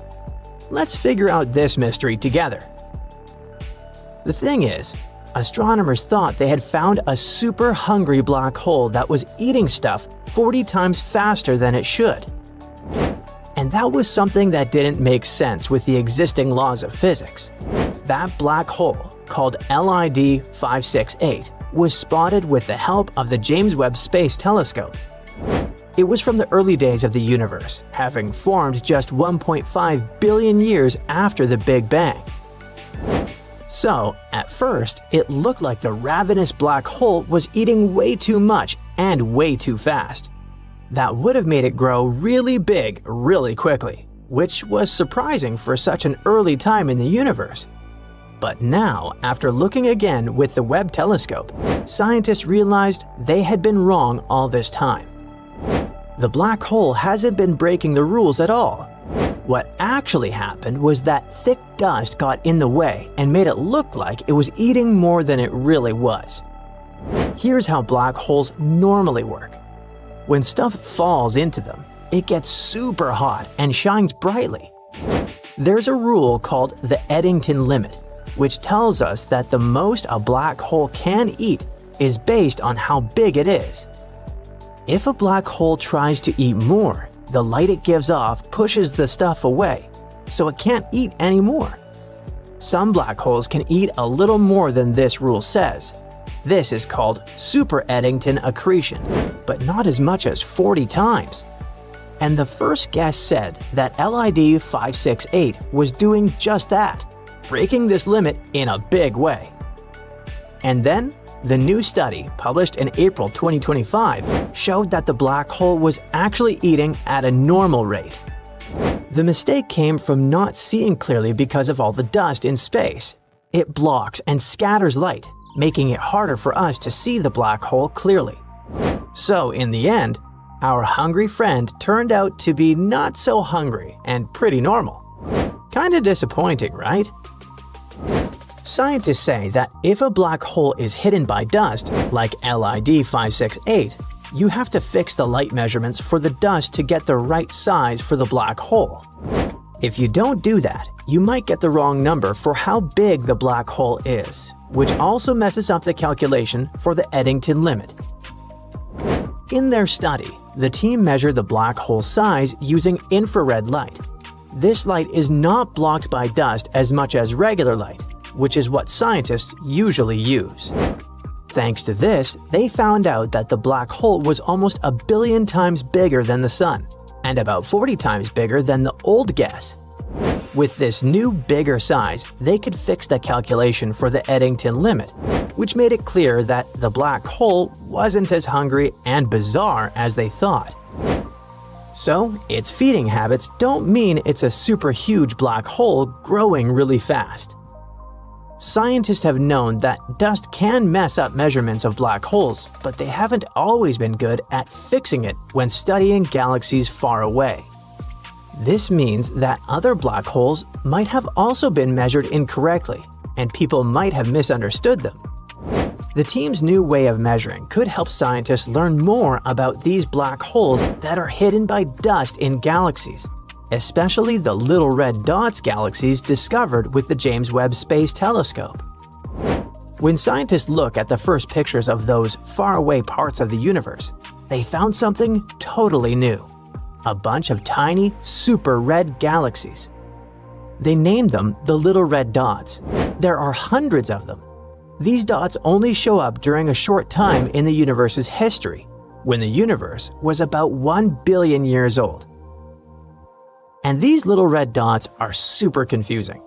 They kind of look like two totally different things. Really heavy galaxies packed with stars, or modestly sized galaxies with a supermassive black hole in the middle. But one thing is clear.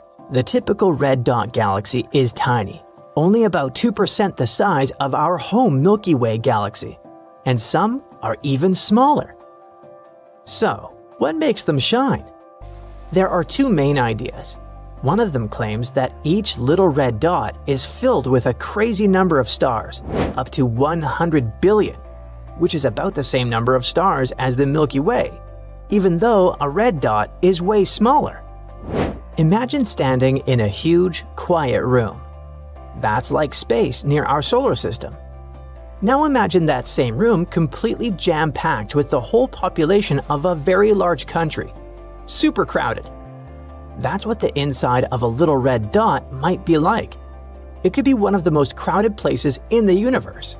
Scientists aren't even sure galaxies this packed can really exist.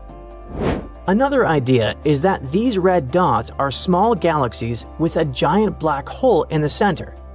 Scientists can spot signs of black holes by looking at how gas swirls around them. it gives off a special kind of light. And in many little red dots, they've seen those signs. Now, here's the strange part. The black holes seem way too big for such tiny galaxies. Usually, a black hole is only a tiny part of a galaxy's weight, about 0.1%. But in some of these dots, the black hole might be almost as heavy as the whole galaxy. That's really unusual, so scientists call those monsters overmassive black holes. And there's one more mystery. Normal black holes give off X-rays, and these ones don't. Even when scientists use special telescopes to look for X-rays, they couldn't find any.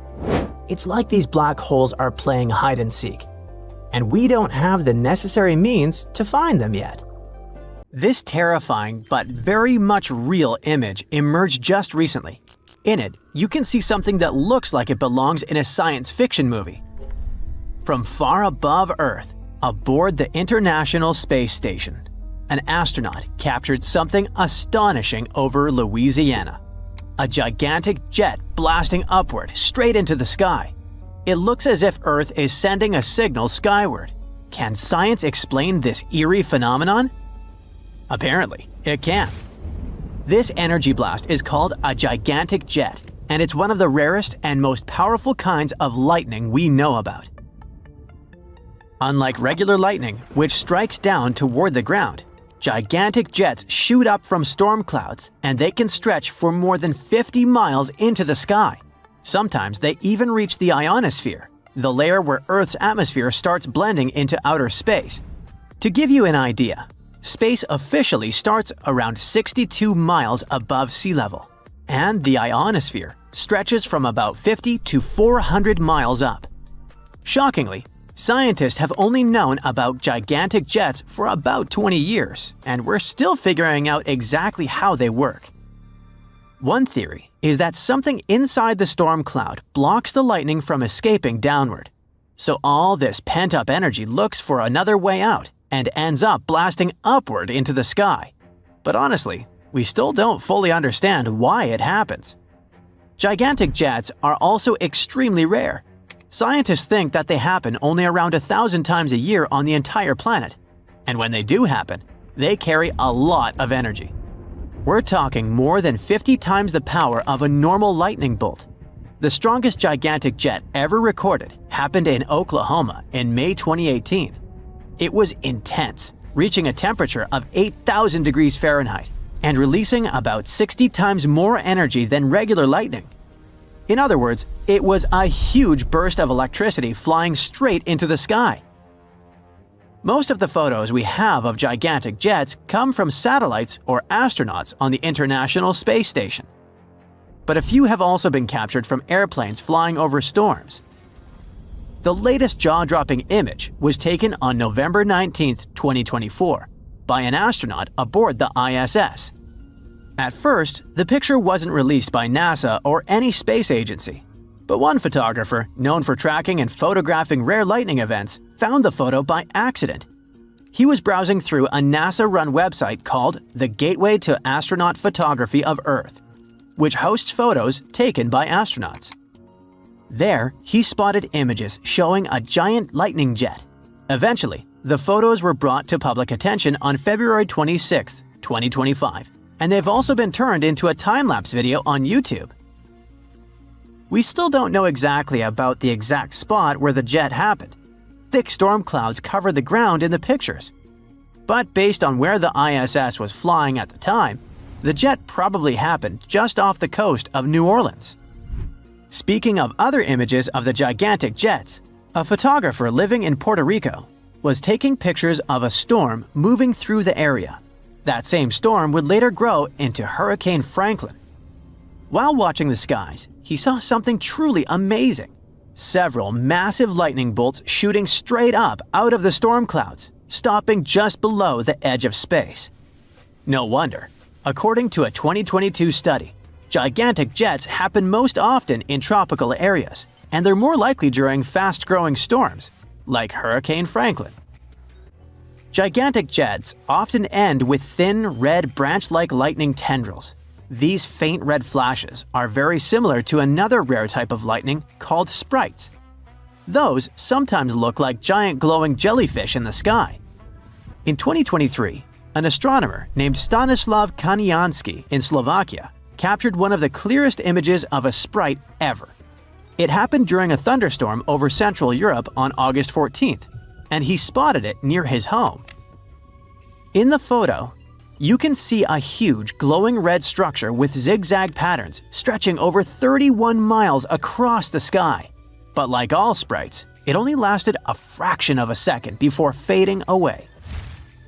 Sprites happen when lightning sends electrical energy upward into the upper part of Earth's atmosphere, instead of just downward like regular lightning. This energy creates glowing strands of plasma, which is basically electrified gas, way up in the ionosphere. Since sprites are so fast and often hidden by thick clouds, they're very hard to photograph. But Kaniansky got lucky. The thunderstorm was about 200 miles away from him, so he had a clear view just above the tops of the storm clouds. That perfect angle helped him capture this stunning phenomenon. There are many different kinds of lightning, and some of them are not only rare but also super dangerous. Let's take ball lightning, for example. It's exactly what it sounds like, a glowing, floating ball of light that appears during thunderstorms. It's also one of the weirdest and most mysterious forms of lightning. People have seen these strange light balls, usually about the size of a grapefruit, slowly spinning or hovering just above the ground. Some even say they've seen them float through closed windows or suddenly appear indoors, then vanish after about 10 seconds. For hundreds of years, no one really knew what caused ball lightning. Scientists had no explanation, and most sightings were based on eyewitness stories. Then, in 2012, someone finally managed to capture ball lightning on camera. Since then, different ideas have come up to explain what ball lightning really is. One of the newest theories suggests that the ball is actually a tight bubble of super compressed air. This compressed air bends and spins white light in all directions, making it look like a glowing ball rolling around in the sky. And according to the researchers, ball lightning can be almost 1 billion times more intense than regular lightning that moves in a straight line. Then there are elves. They look a lot like sprites, but instead of looking like jellyfish or dancing shapes, elves appear as huge glowing rings or halos in the sky. And they're massive.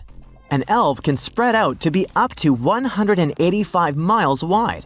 You can even spot them from space or through thin clouds during the day. Dark lightning is probably one of the strangest types of lightning, and most people don't even know it exists. Unlike regular lightning, it doesn't produce a bright flash. Instead, it gives off intense bursts of radiation, especially gamma rays, the most energetic form of light found in nature. Dark lightning happens when high-speed electrons slam into air molecules inside a storm cloud. This creates a burst of gamma rays. They're so strong that they can mess with satellites hundreds of miles away in space. In rare cases, when a plane flies through a thunderstorm, these flashes can hit the aircraft. Some passengers could get a quick dose of radiation, about the same as a full-body CT scan. But worry not. Scientists say these occasions are extremely rare and not a reason to be afraid of flying. And finally, there's positive lightning. You see, lightning is still kind of a mystery, even for scientists. But here's the basic idea. Inside a storm cloud, tiny pieces of ice bump into each other and build up electric charges. Some become positive, others negative.